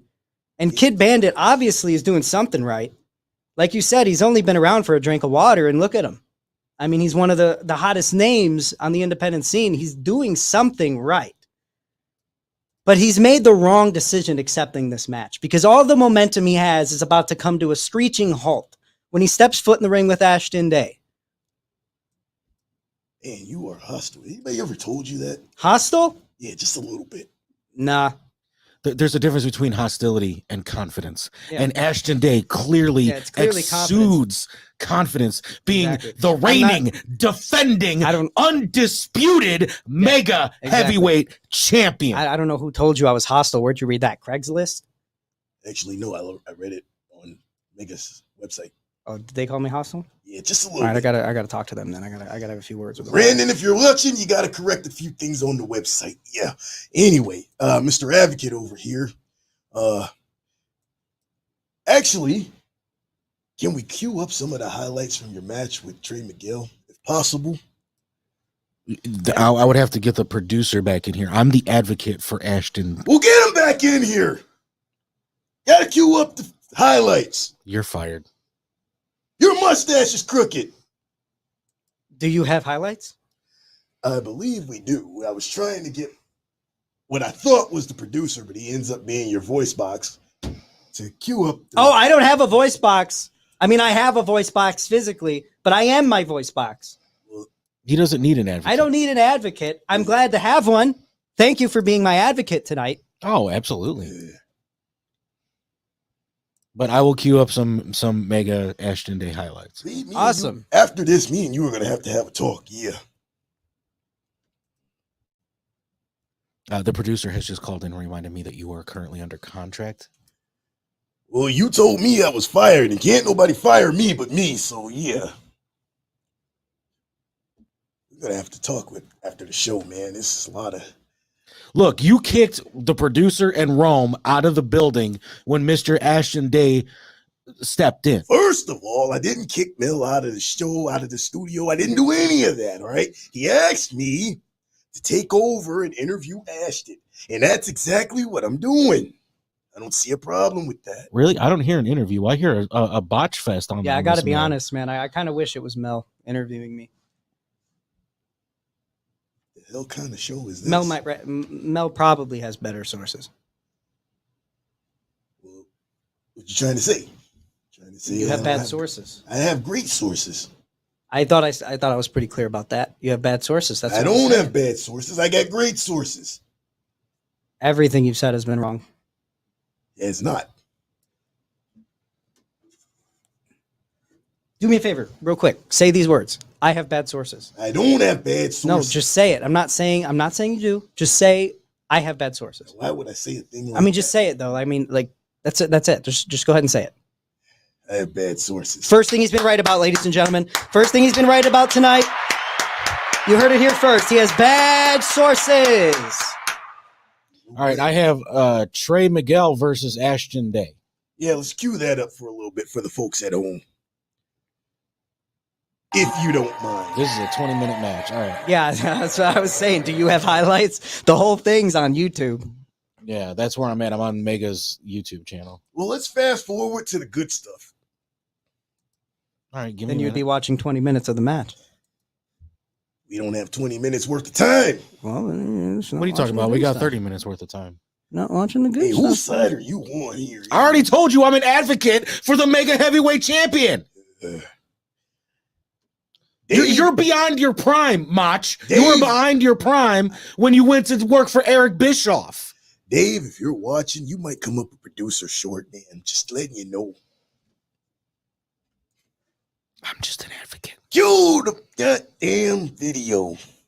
Please. Dude, my belt's all the way over off, so which way telling me my sources are bad. This is a crock of shit. Mel, if you're watching, we're gonna have to talk with this. Mel, I'm gonna have a talk with you too about why this fool's interviewing me. He asked me for a favor. I thought I'd do him a favor. He's been the nice guy to me. I was gonna be a nice guy to him. You shouldn't have been. Jay Lethal would have been a better choice. Is this not Jay Lethal that is interviewing me? I No, thought it's this was not Jay Jay Lethal that Lethal. was interviewing. Oh, well, then I'm leaving. Thought this was Jay Lethal. I thought this was important. Oh. Now, make a phone call to Brandon in a minute, too. All right, here we go.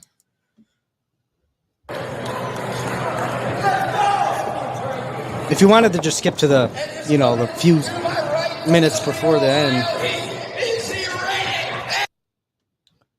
Trey McGill is not a bad wrestler. He's very athletic. Guys look like you were primed individuals to take each other to the limit. Textbook super kick there. Excellent drop. It's one of the better drop kicks I've seen, yeah. I've got the best drop kick in the business. Best tights. Absolutely. I'm the best in the business. Beautifully executed there. That's a nice move. I call that one the daydream. Call it the daydream. That's what Trey Miguel's doing right now. That's And why I here's call the it that. winner, the reigning, defending, undisputed mega champion. Look at Ken. He's such a fool. It looked like he was happy to see you. Yeah. Why wouldn't he be? Everybody's happy to see me. Those are some epic socks. Yeah, they are.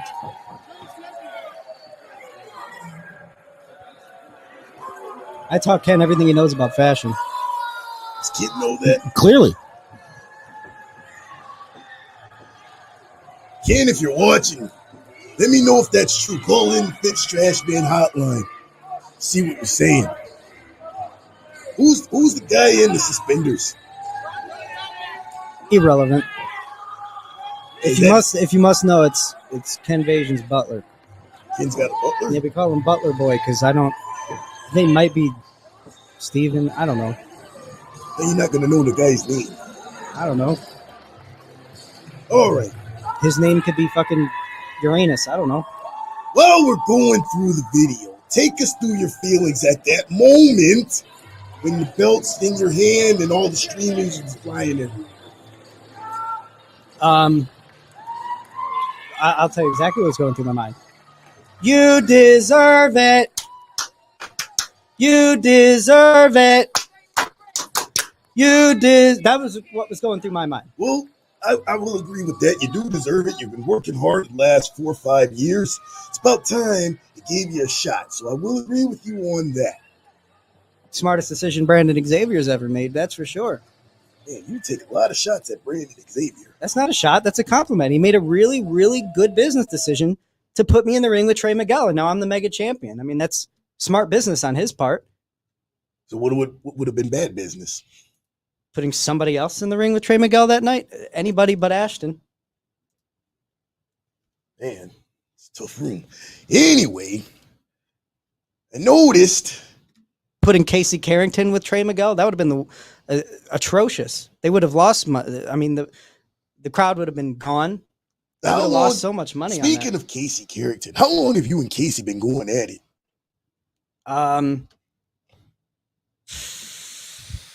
About a while. Seems like you guys are butting heads a lot often. Yeah, well, you see, Casey and I go way back. We go way back. We used to be best friends. We started up in the wrestling business together. I mean, I'm talking the trampoline days. Okay, you see, the brilliant sources here are saying he's not Casey Carrington. He's Casey Carrington the fourth. Yeah, he is Casey Carrington the fourth. But So there's 3 that's more of because them? he's the fourth best Casey Carrington. Oh, wow. Everybody else is all the other 3 are better than him. Sounds like he's part of the Wayans Fourth family. place, Casey Carrington. That should be his name.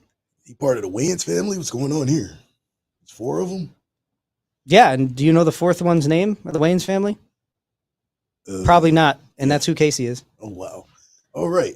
Well, back to you and Casey coming up in the trampoline days. I didn't even know guys wrestled on trampolines. Yeah.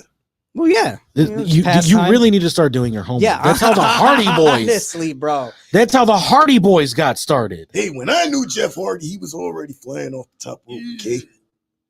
Let's leave it at that. You're gonna make me throw up. Go ahead. Anyway, so Casey Carrington and I were best friends. We were best friends, inseparable. And then all of a sudden, he started to get a big head. He decided he was going to leave and he was going to go to the Nightmare Factory, moving on to bigger and better things. You see, I don't need to move on to bigger and better things. I became a bigger and better thing. You understand that? And that's the difference. Casey Carrington was afraid of the hard work, so he took a shortcut. And what did Mega do to reward me for all of my hard work, for gaining 35 pounds and becoming a world-class athlete, putting myself in a position to succeed? What did they do? I wasn't even on the card the first match back for Mega Championship Wrestling when everything opened back up. Wasn't even on the card. You know who was? Casey Carrington. You know what he was doing? Not wrestling. He was talking. They booked a valuable amount of time on their card for him just to come out and say, "Yeah, I'm leaving, guys. I'm leaving." Well, Ashton Day is here. I was there. So when Casey Carrington asked me to come out there and be in the ring with him while he made his announcement, I knew I had to be. I had to support my friend. So what I did was I went out there. I had made a plan with Ken and James Schuyler, and it went perfectly. What was the plan? Well, the plan was for them to come out, challenge us to a tag team match, make Casey trust me. Because why wouldn't he? He's my best friend.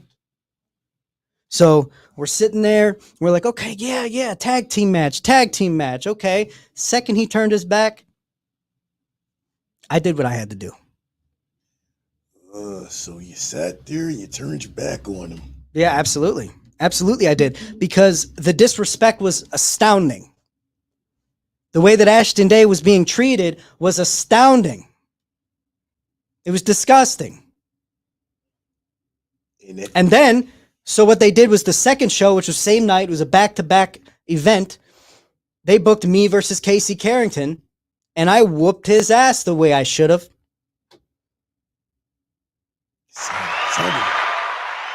We don't applaud for that.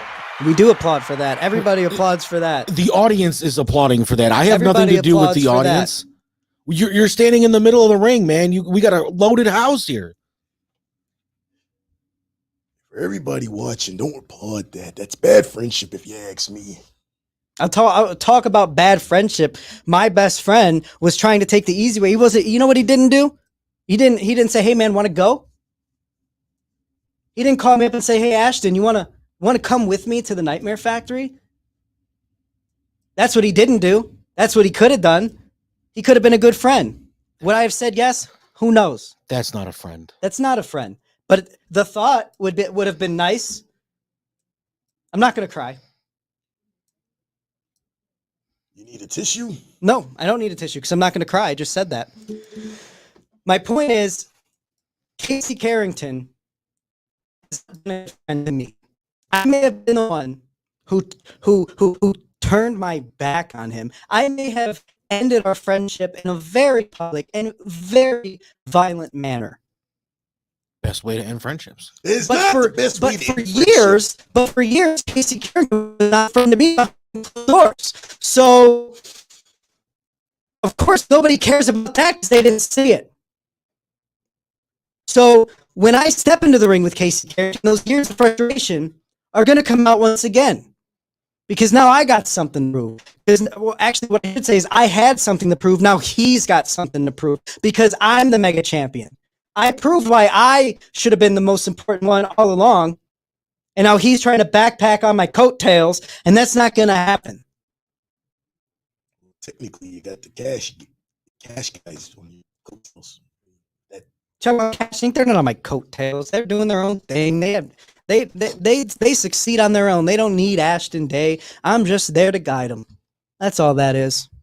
Casey Carrington knows that the second Ashton Day is no longer associated with him, then he will no longer be in the spotlight, because that's where Ashton Day is. I'm in the spotlight. I'm the main event. I'm the man of the year. Casey Carrington is just some rich, spoiled brat. Gavin Orlandi is applauding everything that you're saying, sir. He says you are 100% correct. And I know I'm absolutely correct. Thank you, Gavin. Gavin, I don't agree with you that one bit. Well, honestly, nobody asked you, yeah, Mach. you didn't even I say asked that. myself. Now you're insulting your audience. I'm not insulting You're insulting the your audience. Romel, get this man out of here. He's insulting your audience now. For the record, I am not insulting the audience. I just don't agree with some of these opinions. Yeah, but that's an insult. It's not an insult. Yeah.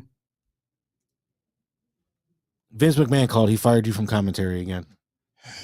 Lee, you keep this up, I'm going to do you like I did Hogan. What, put me over and make me even bigger star in another company? I did not put him over. He's a punk. You heard it in my rap album. Okay, were you not the one that had to come to WCW years after Hogan and jump on the NWO bandwagon? I didn't want after to jump Hogan on the NWO. Oh yeah, that's right. They jumped That's why me. you went, ooh yeah, NWO madness, brother. First off, I was making money hand over foot in both organizations. Slim Jim was my prized possession. All right, let's make that clear. Secondly, I only joined because I was still in my prime. All right. That elbow drop was looking fabulous. Are you laughing at me right now? No, that's the audience. That's the audience. Screw. Hey, you shut up. All of yous. See, this is why the NWO Black and White failed. And that's why I had the Wolfpack. Yeah. What happened after you guys went to Wolfpack? I think Ashton Day can answer that question. Why are you such a hater? Because we had some spies in the building. And that's why Nash turned his back on the Wolfpack and went back to the Black and White, right? Nash is a punk as well. You saw the finger. Nash is super shredder. I would have Show some respect. I would have never fell off the finger poke of doom. It was a setup. It wasn't a setup. Okay, see, Sarah says we only want to hear Ashton talk. And that's how everybody else feels too. Hey, guess what? I'm still the host of this show for the time being. Yeah, honestly, I don't know about that. I think Ashton might be the host of this show now. Way, so Romel, hit me up. Mel, you better not even think about calling him. Anyway, back to you and Casey. You jumped Casey from behind. Well, Did you feel any remorse? Technically, I didn't jump him from behind. He turned his way around. He did a 360. 360. I hit him in the front. He In saw the front. So, I mean, as any respectable man should never blindside somebody. He was looking at me. Did you feel any remorse for No. doing what you did to your friend? No. Why not?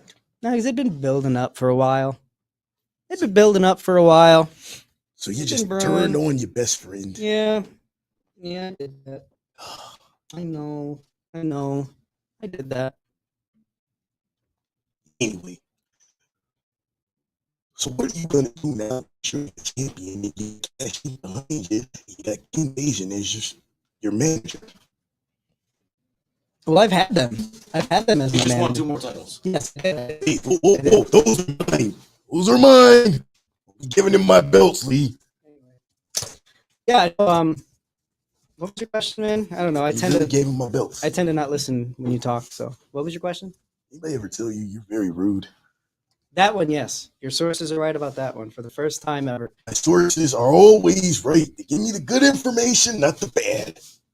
Anyway, again, asking you, what are you gonna do now that you got the Mega Championship and you pretty much are running Mega Championship wrestling. Oh, okay. That's why I didn't listen, because it was a bad question. That's why I didn't listen. not I a remember bad now. question. I remember now. So it's pretty simple what I'm going to do, right? I've already taken over. I'm already the face of Mega Championship Wrestling. The only thing to do is to maintain it right. That's all I've got to do is maintain it. And that's easy because I'm Ashton Day. Stupid belt. That's easy because I'm Ashton Day. So just I don't. because Let me be clear. As grateful as I am to have Cash Inc. in my corner, if they weren't in my corner, this result would be the same. Let's get one thing clear, okay? Because Ashton Day, like I said, is a world-class athlete. I'm the heartstringer. I'm the face of this company. I would still be the Mega champion without Cash Inc. Cash Inc. is just there to accentuate my qualities that are already perfect. nobody's ever perfect, but all right. Well, you haven't met Ashton Day. Need you right now. You've never heard the phrase "practice makes perfect"? Clearly, Practice makes Ashton Day's practices every hour. Yeah, I practice being perfect. Man, anybody ever tell you you suck as a producer? I think he's doing wonderful. I think he's doing a wonderful job. I thought Everybody, producers were supposed thumbs to be up, fair. thumbs up in the chat for our producer. He's doing a wonderful job being my advocate. I thought producers were supposed to be fair, man. Where'd you hear that? Since when? That's what Mel told me about you. Wikipedia? He said you were a good producer. You read that on Wikipedia? Okay, you see, okay, when Mel's here, yes, I'm a very fair producer, but you, sir, are not Mel. You are a cheap Jay Lethal ripoff doing a poor Macho Man Randy Savage impersonation. You are insulting the reigning, defending, undisputed mega heavyweight champion with this poor caricature of a WWE Hall of Famer. For the record, I am not Jay Lethal and not a poor excuse for Jay Lethal. I think this gimmick is done pretty well. Thank you very much. Anyway. Again, we only want to hear Ashton talk. Source is wrong again, but you know what? You never learn. You never learn. Denied. Really, Lee? Really? Me and Mel? That's what that corner said when you got that interception and you held your jersey and you fumbled the ball. He's like, denied, because you were going to get the touchdown, right? You were going to run it back. Man, you guys are harsh. Anyway, Mel, give us a call if you can, man. This is too much for my ears. Anyway, coming up, which match are you excited about being in the most?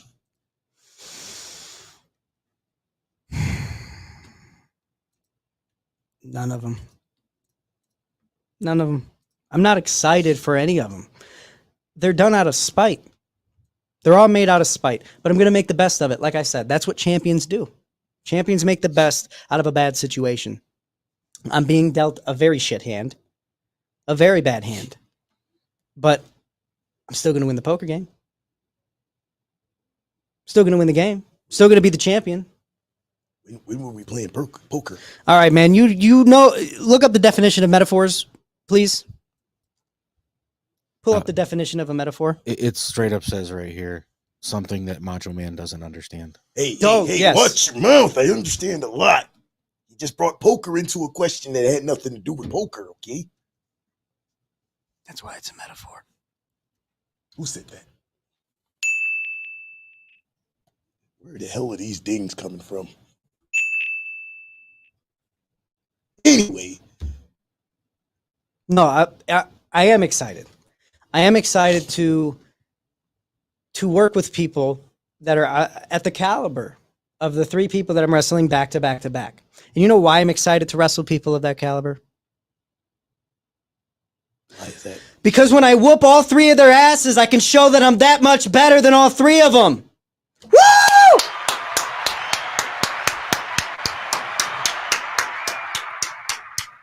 Talk about a slanted crowd, yeah.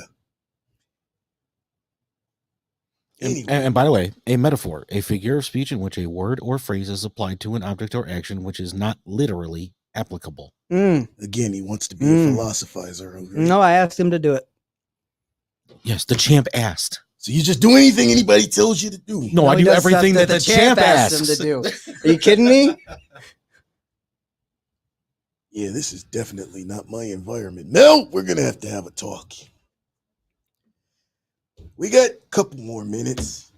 Is there anything you want to say to each of your opponents, starting with Tim? Look at that. The bright lights come on when Ashton Day is getting ready to tell his opponents how badly he's going to beat them. Oh, those lights were for me. Yeah. Well, when it comes to Tim, I've been following Tim for a while. He's been at mega shows for a long time. Back when Tim first started to come to the mega shows and he started to work with Mega Championship Wrestling, I probably wasn't getting the opportunities I very well deserved. So he probably didn't think much of me. And I think that'd be fair, right? He probably didn't watch my matches, but I watched his.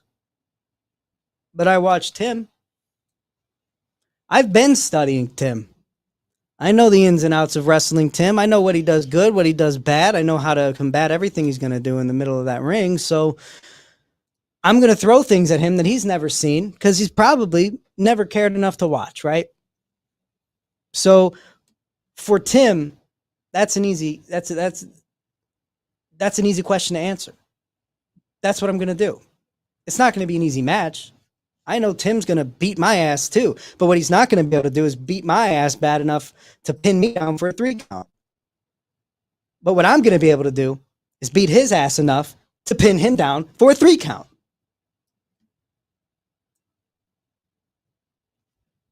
All right. What do you got? What are your thoughts on what you're going to do with Kid Bandit?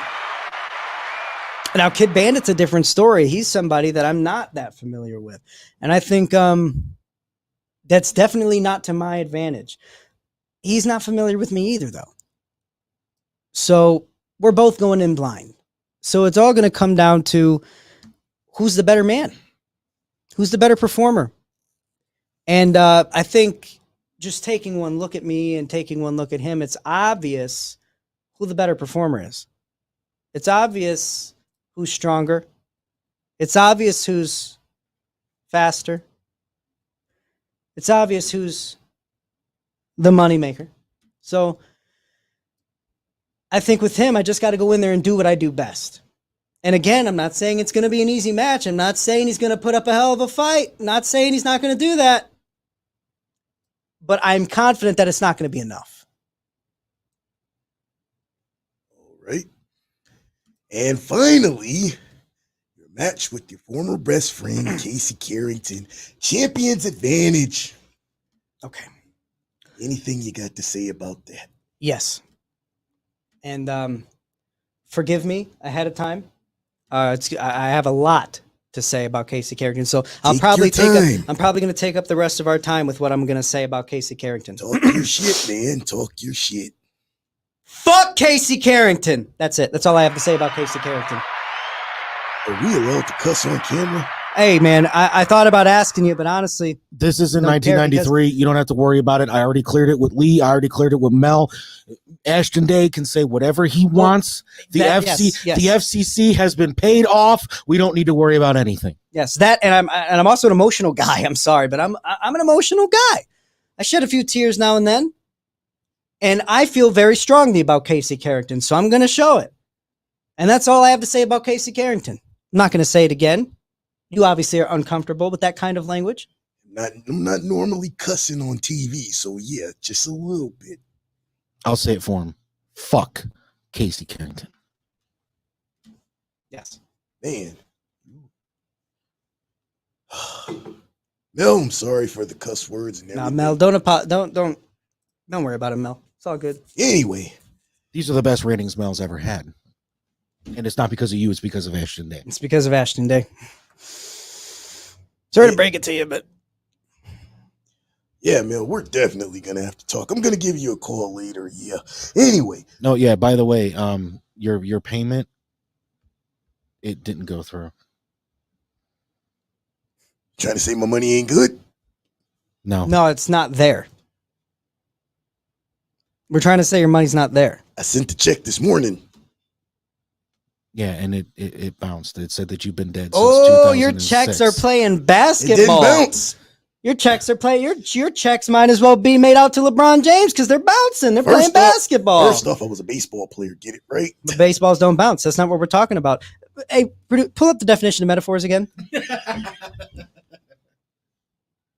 Something Macho Man doesn't get. Hey, that's the definition. You know what? Anyway, give the folks at home your schedule. I think it's June 2nd, 3rd, June and 4th. 2nd, 3rd, and 4th. I will be in.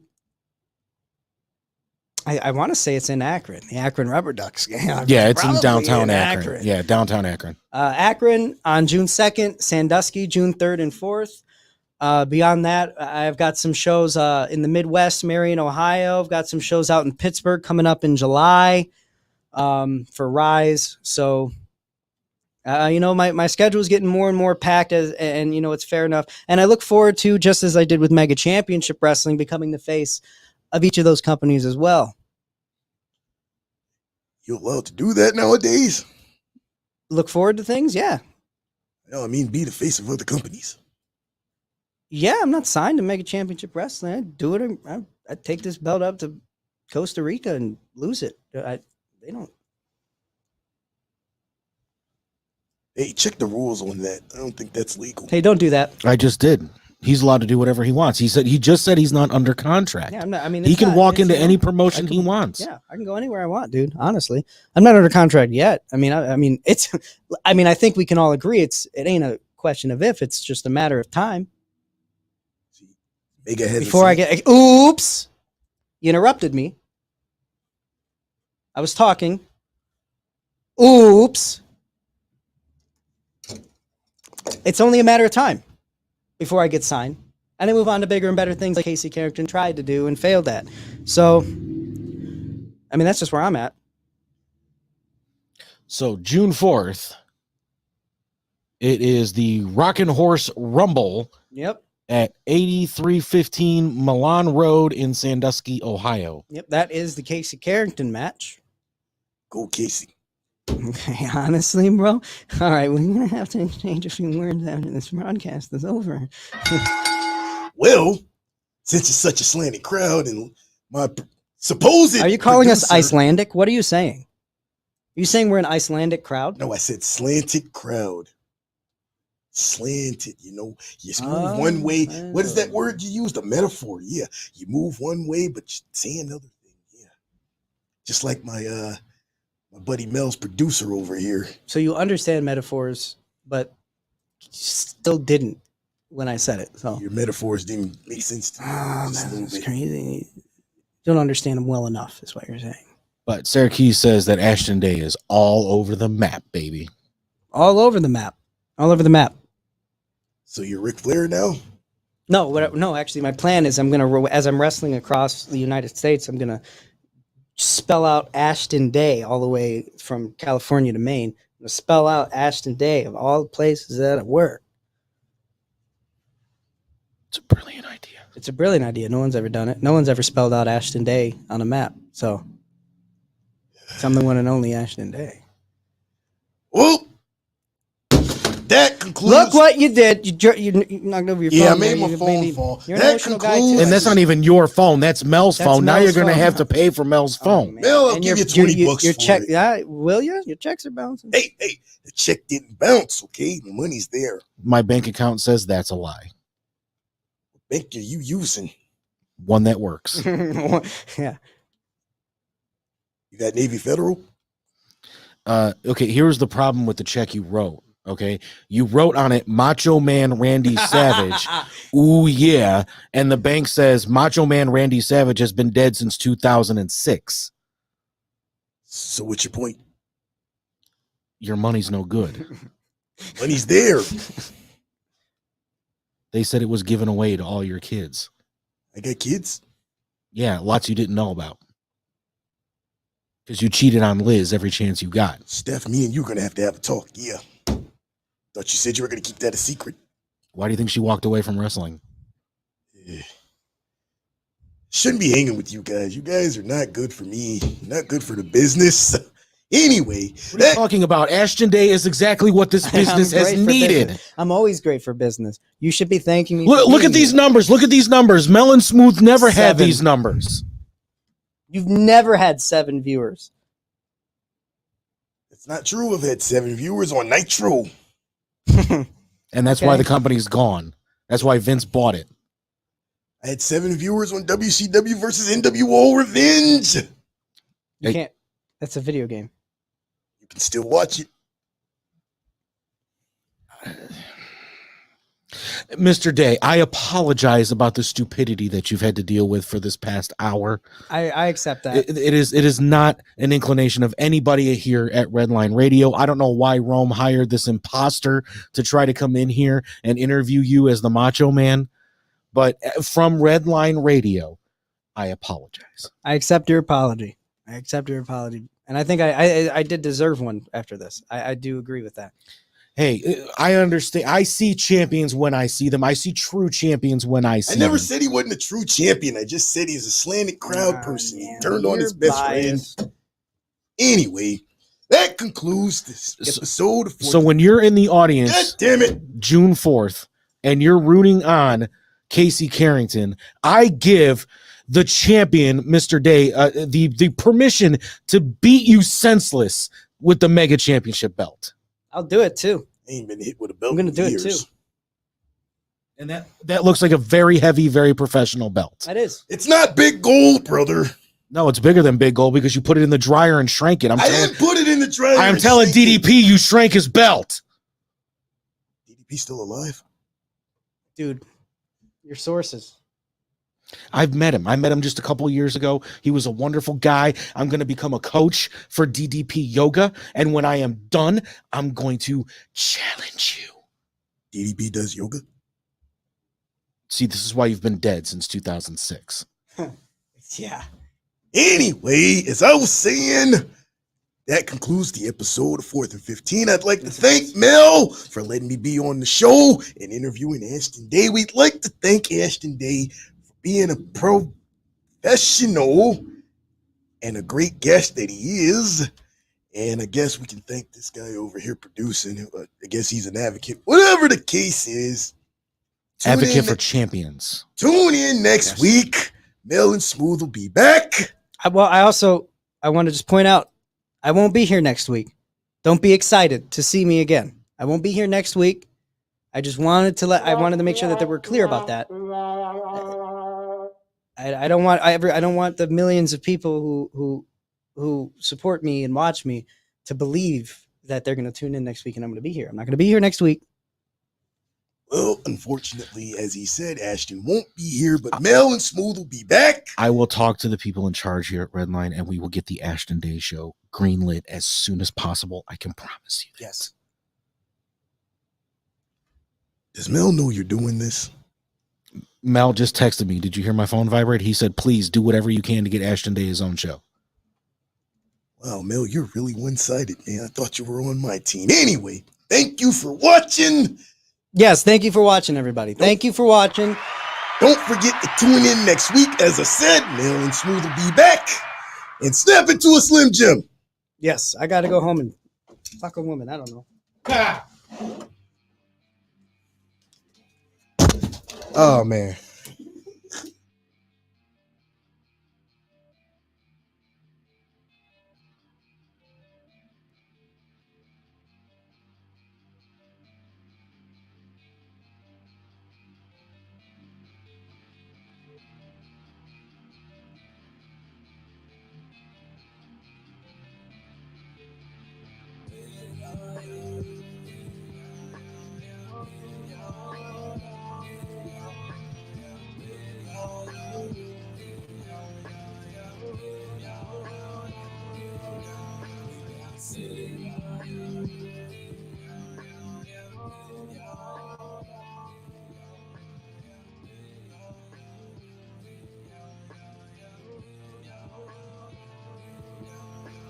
See.